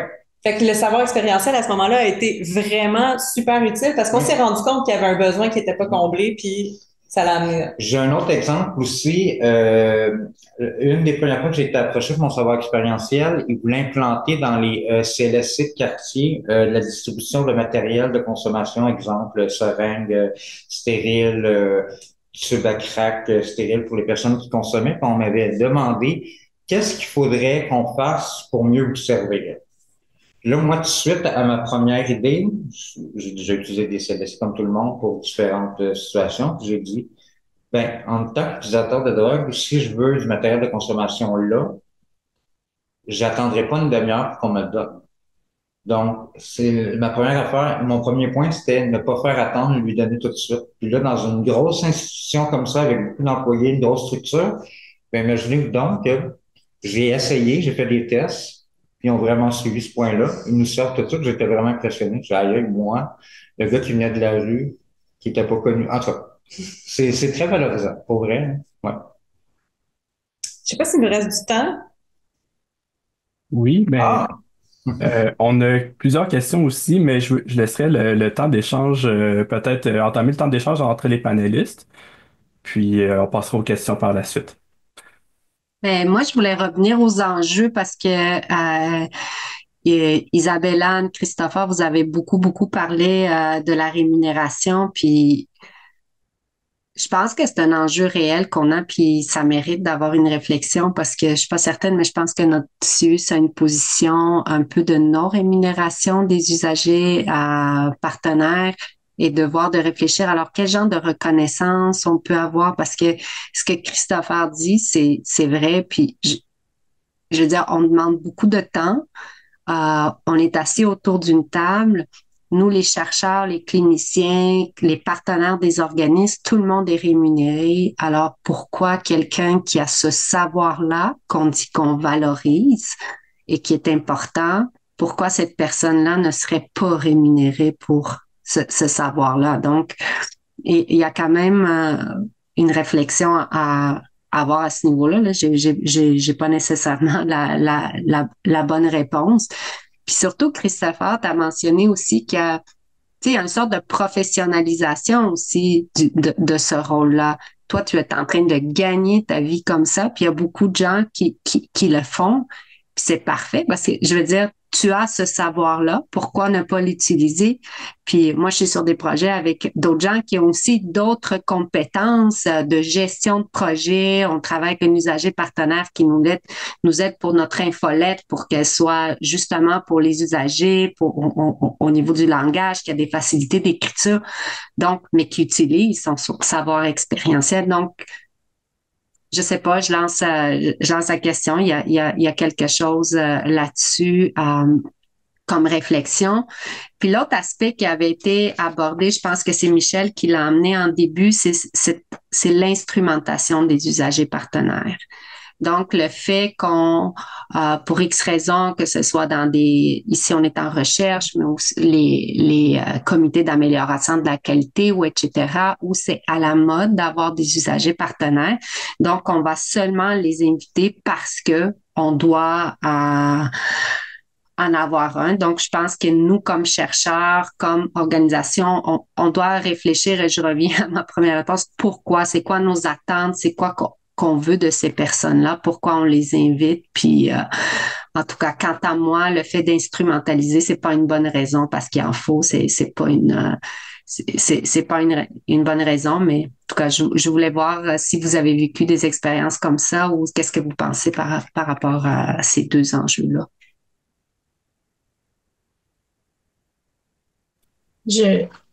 En fait, j'ai soulevé quelque chose lorsque je parlais tantôt. Moi, ce que je trouverais facilitant, ce serait d'avoir des échelles de rémunération, en fait. Tu sais, d'avoir un document de référence où je pourrais dire, bon, ben, une personne, une expert de vécu, c'est tant de dollars de l'heure, par exemple, de son implication qu'on devrait. Je sais pas si ça serait quelque chose, je serais curieuse d'entendre les experts de vécu, là, les personnes concernées par rapport à ça. Mais moi, ça m'aiderait, je pense, pour justifier une telle dépense sur les budgets. Parce que souvent, c'est une question, c'est ça, de justification de ces dépenses-là. Oui, Ouais. effectivement. Juste par parallèle avec la question qu'on a reçue, effectivement, tu sais, quand on parle de rémunération, ben, c'est une boîte de Pandore, mais en fait, plus spécifiquement, est-ce qu'on devrait, que ce soit des cartes d'indemnité, des cartes cadeaux, chaque modalité, il y a plusieurs modalités. Chacun a des pour et des contre pour chacun. J'ai envie de vous lancer sur cette question-là plus générale. Ben moi, c'est ça, je m'en allais dire. Tu sais, oui, l'argent, c'est le fun, c'est facile à dépenser, mais ça peut être autre chose. Tu viens de le dire, Jean-Philippe, ça peut être des cartes cadeaux, une carte d'épicerie, une passe de métro, je ne sais pas. Il y a plein de solutions, des compensations, il y a plein de solutions possibles autres que l'argent. Je pense que ça revient toujours à ce qu'on dit depuis le début, c'est-à-dire c'est quoi que la personne souhaite aussi? Oui. C'est quoi qui est le plus accommodant pour elle? C'est vrai que des fois, on a des contraintes, là, vous l'avez mentionné, je pense, Diana puis Isabelle-Anne, on a des contraintes institutionnelles aussi, Absolument. là, puis ça, ben, des fois, ça simplifie pas les choses, mais effectivement, si on peut dans le fond, répondre à ce qui est le plus utile pour la personne, ou tu sais, certaines personnes aussi vont avoir établi des grilles tarifaires par rapport à leur implication. Puis ça, Oui. je trouve ça super aussi parce que, tu sais, quand on disait de clarifier les choses puis d'avoir des communications claires puis des ententes claires, ben quand les gens ont établi leur propre grille tarifaire aussi pour différentes activités, ben ça met le cadre. C'est sûr qu'il faut que ce cadre-là soit cohérent avec ce que les institutions nous permettent de faire et tout ça. Là. Fait que bon, c'est pas toujours évident, mais je pense qu'on tend vers une amélioration des pratiques à ce niveau-là parce qu'on y réfléchit à tout le moins, puis c'est déjà un premier pas. Ben oui, c'est déjà une première étape, absolument. Je suis d'accord. Ben, je vous dirais que si on parle de rémunération, c'est une chose, mais au moins payer les frais de ce que ça implique de se déplacer. Moi, dans certains cas, les stationnements étaient gratuits, mais dans d'autres cas, non. Puis l'essence et tout ça. Avant même d'être rémunéré, au moins de dédommager pour les frais encourus pour se déplacer. On se déplace de moins en moins, il faut dire, mais quand même, il y a certaines occasions où il faut se déplacer. Moi, je suis d'accord avec ça. Puis je pense que le type de rémunération, moi, je suis vraiment pour que la personne choisisse. Parce que je veux dire, on est qui pour dire Christopher, je te donne une carte cadeau d'une épicerie. T'as peut-être pas besoin de ça maintenant. T'as peut-être besoin d'argent pour payer tes factures. Donc, tu sais, je trouve que moi, je compte cette attitude paternaliste envers les usagers partenaires. C'est des gens qui choisissent d'être là, qui font partie de notre équipe. Je veux dire, nous, on n'est pas payé en carte cadeau, là, on reçoit un salaire. Tu sais, puis personne me demande, tu veux-tu une carte cadeau? Tu sais, je veux dire, fait que pour moi, c'est comme, ça devrait être les mêmes. C'est des conditions de travail, c'est la même chose. Donc, c'est à la personne et je suis d'accord avec Isabelle Anne qu'il faudrait qu'on ait comme un range, une idée de ce que ça vaut à l'heure ou par type de projet d'engagement. Puis, mais c'est vraiment, pour moi, c'est le choix de la personne. C'est pas à nous d'imposer le type de reconnaissance. Diane, est-ce que tu crois que si les gens t'aiment rémunérer, ça ferait qu'on nous inviterait à moins de rencontres sur un même projet peut-être, puis qu'on perdrait le fil? Ça pourrait-tu arriver? C'est question de planification. Moi, souvent, nous, les chercheurs, on fonctionne avec ce qu'on appelle des subventions. Donc, on reçoit des sous pour faire nos projets de recherche et on les planifie, ces sous-là. Okay. Donc, on budgète. Moi, par exemple, je budgète que je vais avoir X nombre d'usagers partenaires et je prévois tel type d'implication avec tel type de budget. Donc, c'est pas une surprise. Tu sais, comme chercheur, on sait quel projet on va faire. C'est pas comme tout d'un coup, on allume puis on dit, ce serait intéressant d'avoir un usager partenaire, je dois trouver les sous. Donc, c'est prévu. On est très cadré, très structuré en recherche. Puis je pense que c'est plus au niveau des 6 DCUS dans leur comité d'amélioration de la qualité, par exemple, qui n'est pas de la recherche ou les autres initiatives où ils doivent se planifier un budget spécifique pour ce genre d'implication, si c'est quelque chose qu'ils valorisent et ils veulent avoir, qui va au-delà de je te paye le stationnement. Là. OK. J'ai envie de vous lancer sur une question qui est un peu assez proche. En fait, est-ce que vous avez l'habitude de donner des attestations ou des recommandations personnalisées aux personnes qui sont impliquées comme patients partenaires ou usagers ressources ou personnes concernées dans le cadre de vos projets? Moi, je fais des remerciements souvent dans des publications ou quand je fais, tu sais, par exemple, comme Léonie un guide ou des choses comme ça. Quand j'ai consulté des usagers partenaires, je vais les mettre dans les remerciements, tout dépendamment de l'implication. J'ai pas eu la chance de travailler avec des usagers partenaires qui étaient vraiment co-auteurs dans un article. Mais si ça arrive, pour moi, c'est comme pour n'importe quel collaborateur, c'est au niveau de la contribution, donc tu ferais partie des co-auteurs. J'ai pas vraiment d'enjeu là-dessus, mais les remerciements, pour moi, c'est comme un minimum là, quand même qu'ils apparaissent en quelque part au niveau, que ce soit des publications ou des produits de transfert de connaissances.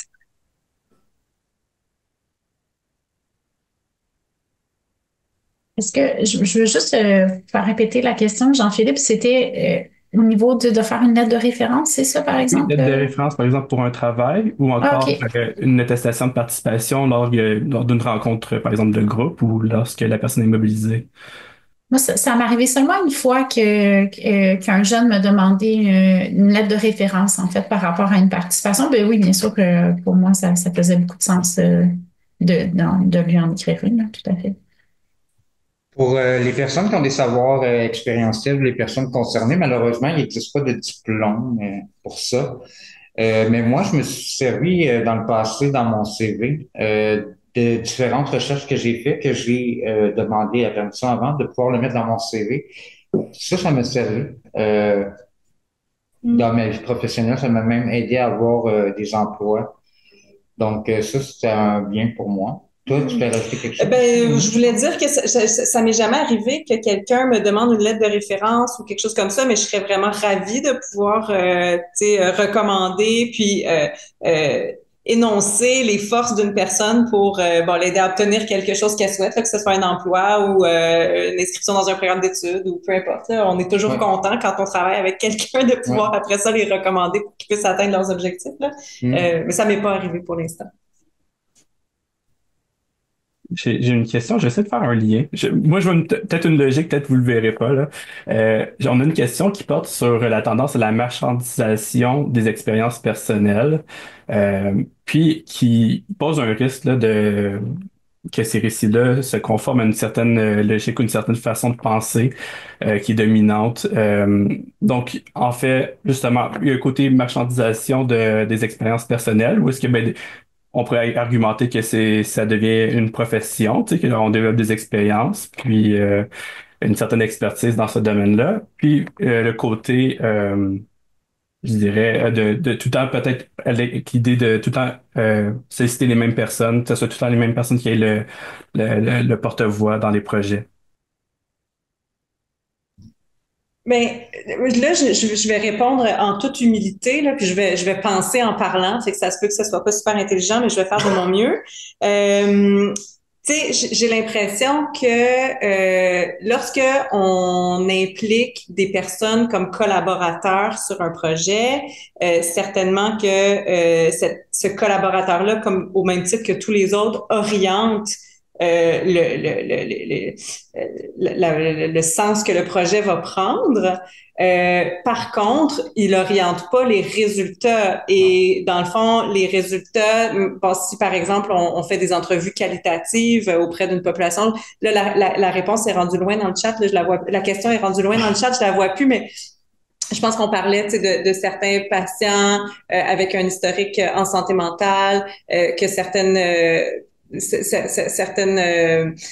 certains profils de patients pourraient être privilégiés pour orienter justement les résultats. Je pense que quand on fait un recrutement rigoureux et qu'on utilise une méthode de recherche rigoureuse, j'ai espoir qu'on risque pas de tomber dans ces biais-là. Et je pense que la collaboration des personnes avec savoir expérientiel dans l'équipe de recherche n'aura pas d'influence sur les résultats. Donc, je pense qu'on est capable quand même d'éviter ces écueils-là. Je dis pas que c'est impossible, mais je pense qu'on est en tout cas, la collaboration comme partenaire à un projet de recherche, à mon avis, ne comporte pas trop de risques de tomber dans cet écueil-là si on utilise des méthodes de recherche et de recrutement et d'analyse qui sont rigoureuses. Mais en même temps, je trouve que c'est une super bonne question parce que c'est des questions qu'il faut se poser. Puis justement, quand on veut pas tomber dans les écueils, ben il faut se poser les bonnes questions puis il faut être conscient des biais potentiels. Donc, je remercie la personne qui a posé la question. J'espère que ma réponse était relativement adéquate. Je vais rajouter aussi, les premières fois que je parlais à mes parents que je participais à des recherches par rapport à ma vie de consommation, mes parents étaient comme, ben non, tu vas pas aller te dévoiler, ça fait pas de sens, ça va ruiner ta réputation, blablabla. Mais anyway, je disais à mes parents, crème, je me tape déjà assez sur la tête de même, je me stigmatise énormément moi-même. Je leur disais, non, au moins, ça sert à ça, des fois, à déstigmatiser certains sujets que les gens comprennent pas, qu'on a des craintes envers cette affaire-là. Puis je le vois, les résultats aujourd'hui, ça a tellement d'effets positifs. En tout cas, de mon côté, moi, j'ai juste des côtés positifs à ça. Toujours, toujours. Bien dit. Merci. Merci, Christopher. Est-ce qu'il y a quelqu'un qui peut rebondir? Oui. Ben, tu sais, je pense que c'est dans le choix, justement, des personnes concernées pour répondre à cette personne-là. Donc, c'est à la personne d'aller sélectionner, justement, les usagers partenaires qui ont un discours différent ou avoir une opinion. Parce que pourquoi on va les chercher? C'est justement pour l'expérience unique. Là, on parle ici dans un contexte de psychiatrie. On va les chercher pour leur expérience unique. Donc, c'est d'essayer de trouver ces gens-là pour voir quel éclairage ils peuvent apporter à la construction de notre projet. Donc, puis ici, il faut vraiment faire la différence entre sujet de recherche, donc participant à la recherche, et patient partenaire. Encore une fois, je reviens à la question de base. Pourquoi, comme chercheur, on veut avoir un usager partenaire? est-ce qu'on pense qu'il y a un éclairage ou quelque chose qu'on n'a pas capté, qu'on doit adresser dans nos recherches, puis on essaye de trouver ça avec les usagers partenaires. Donc, c'est de chercher des usagers partenaires qui ont des parcours un petit peu plus atypiques et c'est peut-être pas facile à trouver pour justement, en discutant, d'avoir je m'excuse du terme en anglais, enlightenment, tu sais, justement d'avoir une perspective différente, de trouver ces angles morts. Donc, je pense qu'à la base, il faut que notre posture soit claire, nos besoins sont clairs, qu'est-ce qu'on recherche dans le projet de recherche et après, on s'en va trouver des personnes, usagers partenaires qui peuvent répondre à ces besoins-là. Puis, il y a une question au niveau des comités d'éthique. Je sais pas, Jean-Philippe, si tu veux aborder ça. On a beaucoup de questions. J'essaie de faire une petite suite logique dans ma tête. C'est possible qu'on n'ait pas le temps de répondre à toutes les questions. J'avise nos participants. J'ai envie de lancer une question qui s'oriente un peu vers Michel. En fait, lorsqu'un comité est formé de différentes parties, là, on parle vraiment de chercheurs, de médecins, d'infirmières. Y a-t-il des stratégies qui ont été conscientes, qui ont été mises en place pour favoriser un tour de parole équitable? Ou y a-t-il des choses qui ont été faites en sorte que tout le monde ait le même espace de parole? Oui, je dirais que mon expérience a été assez fréquente en groupe. Puis c'est vraiment minime les fois où je me suis sentie que on se demandait ce que je faisais là. Mais sinon, c'était clair. Oui, c'était équitable. On faisait un tour de table sur un même sujet, puis on demandait l'avis de tout le monde. Il y en a qui avaient pas d'avis, on respectait ça. Mais on faisait un tour de table relativement équitable, je dois dire, pour les différents sujets. C'est sûr que là, quand on parlait d'architecture ou d'ingénierie, des fois, j'avais pas vraiment d'opinion, mais on me demandait quand même si j'avais quelque chose, qu'est-ce que j'en pensais. Oui, c'était assez équitable. Est-ce que les autres ont peut-être aussi des stratégies à partager pour justement que tout le monde soit sur le même pied d'égalité pour la prise de parole ou l'inclusion dans les projets? Je peux peut-être me lancer à dire que c'est sûr que quand on anime une rencontre tu sais, de comité d'orientation de la recherche, c'est important de s'assurer que tout le monde parle, comme quand on anime un focus group. Là, ça fait partie de nos compétences de chercheurs d'habitude, hein, d'animer ce genre de rencontre-là, puis de s'assurer qu'il y a un équilibre au niveau des voix. Par contre, je vous partage une bévue que j'ai faite dans le passé dans l'animation d'un groupe comme celui-là, d'un comité d'orientation de la recherche, où j'ai mis l'éclairage sur la personne avec savoir expérientiel, dans le sens où j'ai dit et toi, qu'est-ce que tu penses de ça? Puis j'avais pas averti à l'avance que j'allais, tu sais, le mettre à l'avant-plan. Fait que là, quand je l'ai interpellé, j'ai vu qu'il était mal à l'aise. Puis là, il a dit je pensais pas qu'on allait me poser cette question-là, je suis pas prêt à y répondre. Puis et là, j'ai compris que j'avais fait une bévue. Donc, je me suis excusée par la suite et tout ça. Puis ça m'a appris que c'est important à l'avance des fois de s'assurer qu'on va informer toutes les parties et tous les participants de comment va se passer la rencontre.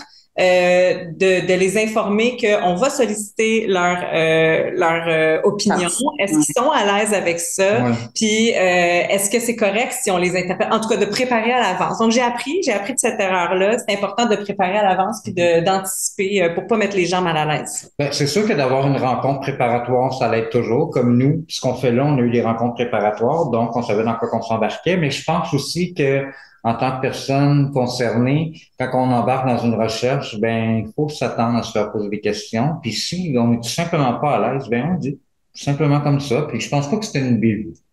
Moi, je pense pas que c'est une bévue. T'es fin. On a encore un petit 5 minutes pour d'autres questions du public. Oui.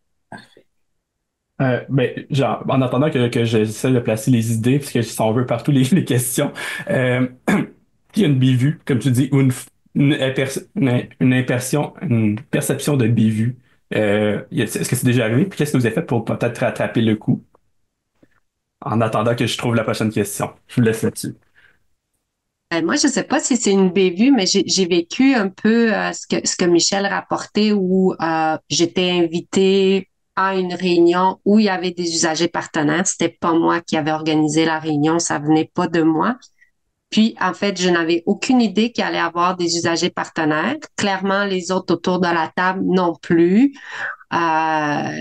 Et je sais pas pourquoi. En plus, on avait omis de se présenter. Donc, la personne, ça a fait comme une espèce de, ça a fait vraiment justement malaisant, comme Michel disait. Puis après ça, ça a fait comme un froid. Les gens avaient comme peur de s'exprimer après. Puis c'était même pas un sujet sensible. Donc, je pense l'importance de la transparence, de la préparation Préparation. pour tout le monde, puis de savoir, tu sais, comme aussi pour l'usager partenaire, si justement, comme Léonie disait, est-ce que tu auras à intervenir, tu interviens quand tu veux, tu sais, de le mettre à l'aise là-dedans. Puis si t'as rien à dire, t'as rien à dire, mais tu sais, de le mettre à l'aise pour intervenir. Moi, j'ai appris de mes propres erreurs quand je suis parti faire des recherches il y a plusieurs années dans où est-ce que j'allais moins bien. J'ai déjà participé à une recherche, j'étais tellement intoxiqué pendant la session de recherche. J'aurais pas aimé ça être la personne qui m'interviewait. Ça veut pas dire être plaisant pantoute. Elle a même dû vivre des traumas. Mais j'ai appris de ces situations-là parce que je m'étais pas fait rappeler, puis j'avais compris pourquoi. Puis c'était mon erreur à moi. Puis j'ai appris de mes erreurs, mais On fait des expériences. on fait des expériences. On fait des bévues nous-mêmes. Comme on est dans les aveux, je peux peut-être y aller du mien. Mais j'allais dire, je pense que avec les jeunes, des fois, la tendance, ou peut-être ma tendance, c'est justement de vouloir les protéger, de vouloir éviter un peu les enjeux de pouvoir. Donc, de dire, OK, je vais consulter les jeunes ou le jeune à part, puis je vais rapporter les propos dans le comité. Puis je suis pas sûre que c'est tout le temps les bonnes façons de faire, d'être un peu comme dans une posture de surprotection finalement, puis que ça permette aussi peut-être pas, ça permet peut-être pas à la personne concernée de, tu sais, de bénéficier de tous les bénéfices finalement là, de ce que ça peut amener là. Donc je dirais que c'est peut-être, mais j'ai l'impression que tout ce que vous dites, tu sais, c'est surtout de réagir comme un être humain, puis de reconnaître qu'on n'est pas parfait, puis qu'on est en apprentissage. Puis je pense que c'est une bonne posture pour tout ce qui est de la recherche participative, en fait, d'être en apprentissage parce que ben on sait pas tout, puis on s'améliore au fur et à mesure. Mais je vous écoute, puis je trouve pas que c'est des bévues, peut-être des petites maladresses, mais c'est involontaire. Moi, ça m'est arrivé d'être dans un groupe, puis il faut comprendre aussi en tant que personne concernée que quand tu fais partie d'un groupe, eux, ils ont des préoccupations autres que moi, arriver là, détendue, prête à tout, avoir du temps, puis qu'il n'y ait pas de conséquences vraiment graves à mes interventions. Mais moi, c'est arrivé dans des groupes où des chirurgiens en deux chirurgies, ils viennent dans la réunion parce qu'ils veulent entendre le bout qui les concerne, puis ils se font poser une question ou ils posent la question qu'ils ont besoin de poser, mais qu'ils sont pressés, qu'il faut qu'ils retournent. Mais c'est sûr qu'ils font pas attention à toi, puis peut-être qu'ils se demandent pas t'es qui, puis qu'est-ce que tu fais là non plus, puis c'est compréhensible. Il faut aussi avoir une vue d'ensemble, que chaque personne vient chercher ce qu'elle a besoin ou apporte ce qu'on attend d'elle, mais qu'elle n'a pas beaucoup de temps, puis que sa priorité dans cette journée-là, c'est peut-être pas ça, là, c'est peut-être pas ce bout de rencontre-là. Fait que ça aussi, moi, j'en ai fait la compréhension de ça. Quand c'est seul à seul ou quelque chose de préparé à l'avance, comme on a fait là, avec des préparations et tout, c'est différent qu'un suivi à long terme sur quelque chose qui implique plusieurs personnes pour différentes raisons. Il faut comprendre ça aussi. C'est pas nécessairement des bébés ou de la maladresse. J'aime pas utiliser ce mot-là, moi, le mot normal, mais juste de normaliser les choses, autre que c'est de la recherche, juste de normaliser ça comme une conversation, comme un tête-à-tête, une conversation entre deux personnes, entre deux amis, deux connaissances qui viennent de se connaître sur un sujet X. Ouais. X, exactement. Mais est-ce que je D'autres peux candidats? rajouter quelque chose? Ou, tu sais, ça m'a fasciné au début quand Michel a dit que pour moi, que je sois participante à la recherche ou usager partenaire, pour moi, c'est du pareil au même, ça a aucune différence. Puis je me souviens, dans nos rencontres préparatoires, on en a parlé, puis j'ai dit, mais Michel, c'est pas le même processus. Dans l'autre, tu signes un formulaire de consentement. Puis elle me dit, ben, de toute façon, on me fait signer des papiers. Fait que pour moi, ça fait pas de différence. Donc, tu sais, c'est, tu sais, on a tout ce sujet. Je sais pas si c'est si justement important de faire les distinctions pour la personne. Pour nous, évidemment, au niveau éthique, il y a Oui. toute une distinction à faire. Puis, c'est sûr qu'on n'a pas parlé des enjeux éthiques autour de ça, mais moi, je pense qu'il y a beaucoup de choses à clarifier aussi au niveau éthique parce que c'est quand qu'un patient partenaire est un sujet de recherche. Donc, on fait de la construction, c'est des projets participatifs, mais à un moment donné, on dirait que ça, qui est pas clair pour moi encore, là, ça se transforme en données de recherche, mais auparavant, ça l'était pas. Donc là, pour publier, il faut un consentement et tout le processus, quand on est bien intégré, c'est très mêlé. Je veux dire, quand la personne contribue à travers tout le projet, c'est pas clair quand est-ce que ça devient un résultat. Tu sais, donc, en tout cas, c'était juste une parenthèse qu'on a aussi des enjeux éthiques. Je pense qu'il y a une réflexion plus large à avoir et à bien clarifier les rôles et les limites. Mais je comprends ce que tu dis, Diana. Puis pour vous, c'est important de spécifier ça.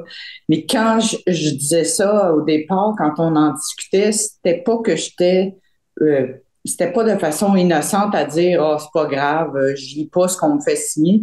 C'était plus, je veux-tu m'impliquer ou pas? Puis c'est-tu quelque chose de très, très, très sensible dans ma vie ou pas tant? Puis je veux-tu qu'on en discute? Puis je veux-tu m'en faire poser des questions à ce sujet-là? Si oui, ben, je suis prête, je suis ouverte. Donc, oui, je comprends qu'il faut me faire signer des papiers pour vous, mais moi, j'ai décidé de m'impliquer, donc ça a plus ou moins d'importance de différencier ça, mais pour vous, je peux comprendre qu'il y a des choses à clarifier. Puis j'aimerais ça dire aussi Il va falloir que je conclue malheureusement parce que le temps a filé. Je pense qu'on pourrait continuer à jaser encore des heures puis partager nos expériences. Mais d'ailleurs, je tiens à vous remercier là, chacun et chacune d'entre vous pour vos interventions. J'ai trouvé ça, en ce qui me concerne, j'ai trouvé ça extrêmement intéressant de vous entendre sur les différents points de vue, les différentes expériences que vous avez partagées. Je parle en mon nom, mais je suis sûre que les membres du public partagent ma perspective aussi. Juste pour le mot de la fin, ce que je pensais faire, c'est que je vais faire une petite synthèse de tout ce qui a été dit parce qu'on est allé vraiment dans toutes sortes de sujets et de directions. Donc, pour la question 1 qui portait sur les conditions à mettre en place pour faciliter l'implication des personnes concernées, un point qui était intéressant vraiment, c'est Michel a bien commencé le tout en disant qu'elle, tu sais, elle arrivait avec pas d'attente, puis sans trop se poser de questions, mais elle voulait vivre l'expérience de s'impliquer puis donner justement à la communauté de recherche, mais en même temps en apprendre sur sa condition, sur sa situation, considérant qu'elle a eu quand même un gros accident dans sa vie, puis elle voulait se positionner mieux dans le monde médical. Donc, il y a eu des échanges sur le fait que, comme quand une personne concernée veut s'impliquer en recherche, il y a des présentations mutuelles qui peuvent s'installer entre le chercheur et la personne concernée, une compréhension des besoins, des attentes, des discussions sur les disponibilités de chacun, hein, le niveau d'implication, parce que ça, puis on a parlé de la flexibilité là aujourd'hui, parce que différentes personnes, bon, on travaille à temps plein, ça peut être difficile de s'impliquer. Donc, on convient de modalités qui conviennent à chacun. Certaines personnes veulent juste donner leurs avis, d'autres personnes veulent être impliquées un peu plus activement dans un projet. Puis, on a parlé aussi beaucoup de l'importance des attitudes humaines, tu sais, du fait qu'on est des êtres humains. Puis tantôt, on en parlait justement avec les petites, on pourrait dire, erreurs ou du fait qu'on est en processus d'apprentissage, mais on n'est pas parfait. Mais, tu sais, des attitudes qui peuvent aider justement à l'implication des personnes concernées, c'est la capacité d'adaptation de la part du chercheur, une belle ouverture d'esprit aux expériences, parce que des fois, tu sais, on parlait du trauma, on parle d'expériences difficiles de vie. Des choses qui peuvent être un peu, je dirais, déstabilisantes ou surprenantes parfois pour des chercheurs qui sont vraiment issus du milieu universitaire et qui n'ont pas cette expérience-là première en lien avec le phénomène d'intérêt. Puis je pense que ce qui est vraiment ressorti de nos échanges aujourd'hui, c'est une volonté de cultiver des beaux liens aussi entre les chercheurs puis les personnes concernées. Tu sais, au final, c'est vraiment ça la relation de collaboration qui s'installe. Puis le respect, une pointe d'humour aussi. C'est toujours très bien. Mais il demeure qu'il y a des contextes dans lesquels c'est un petit peu plus difficile d'impliquer les personnes concernées. Là, Isabelle Anne en a vraiment parlé, la protection de la jeunesse. Donc, il y a une sensibilisation qui doit se faire là, auprès des différentes parties prenantes, notamment des comités d'éthique pour pouvoir faciliter le tout. Puis, on a aussi souligné l'importance des associations de patients, des groupes communautaires dans le recrutement des personnes concernées. Mais Michel parlait aussi du fait que tu sais, quand on reçoit des soins à long terme à l'hôpital, mais déjà, ça peut être une porte d'entrée pour être impliqué dans des projets. Puis, on a aussi pour la question 2 qui parle de comment est-ce qu'on peut bien valoriser la contribution des personnes concernées, mais aussi intégrer leur savoir. On a parlé tout d'abord, bon, la question pratico-pratique de la rémunération, puis je pense que tu sais, il y a différentes façons de le concevoir, mais je pense que il y avait un consensus sur le fait que ça peut vraiment soutenir la participation. Puis, il faudrait voir, tu sais, Isabelle Anne soulevait la question des échelles de rémunération, tu sais, un guide de référence pour pouvoir justifier ces dépenses-là comme auprès des bailleurs de fonds, mais ça reste que, tu sais, de notre point de vue, c'est très, très, très justifié. Euh, Diana a aussi parlé de choses intéressantes en lien avec l'accompagnement à offrir aux personnes concernées. Tu sais, du fait que, bon, oui, on veut les impliquer, mais quand on souhaite les impliquer, notamment quand il y a un gros groupe avec plusieurs, on pourrait dire, chercheurs ou professionnels de la santé, c'est bien de prévoir des petites rencontres avant et après pour faire juste situer la personne concernée et pendant s'assurer de lui donner la parole, mais comme Christopher puis Léonie soulignaient, c'est important de ne pas prendre la personne par surprise non plus, puis qu'elle ait une idée claire en amont de ce qui va lui être demandé, tu sais, pour pas que ce soit surprenant. Mais le petit débrief après la rencontre peut être utile aussi justement pour tu sais, s'assurer d'avoir tout capté le partage de la personne concernée. On a parlé aussi des bénéfices que ça pouvait avoir pour la vie professionnelle. Tu sais, Christopher parlait du fait qu'il avait inclus ses implications dans son CV.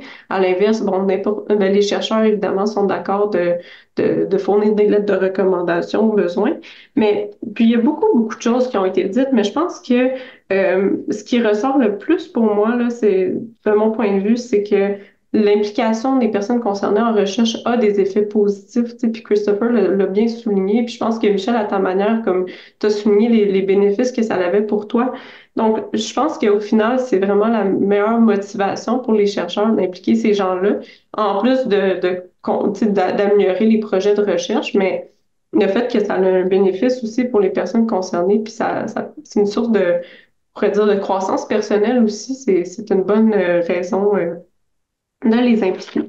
Donc, pour conclure, ben, j'aimerais remercier chaleureusement tous nos panélistes, là, Christopher, Léonie, Isabella, Diana, Michel, pour vos interventions. C'était extrêmement intéressant.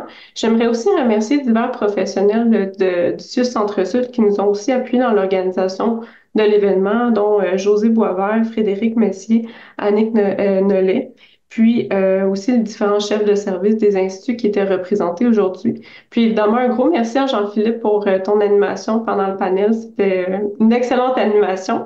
Puis je vous souhaite une excellente mission, semaine de la mission universitaire. Puis n'hésitez pas à aller voir, je vais mettre le lien dans le clavardage, mais il y a des événements programmés tout au long de la semaine, donc n'hésitez pas à vous inscrire.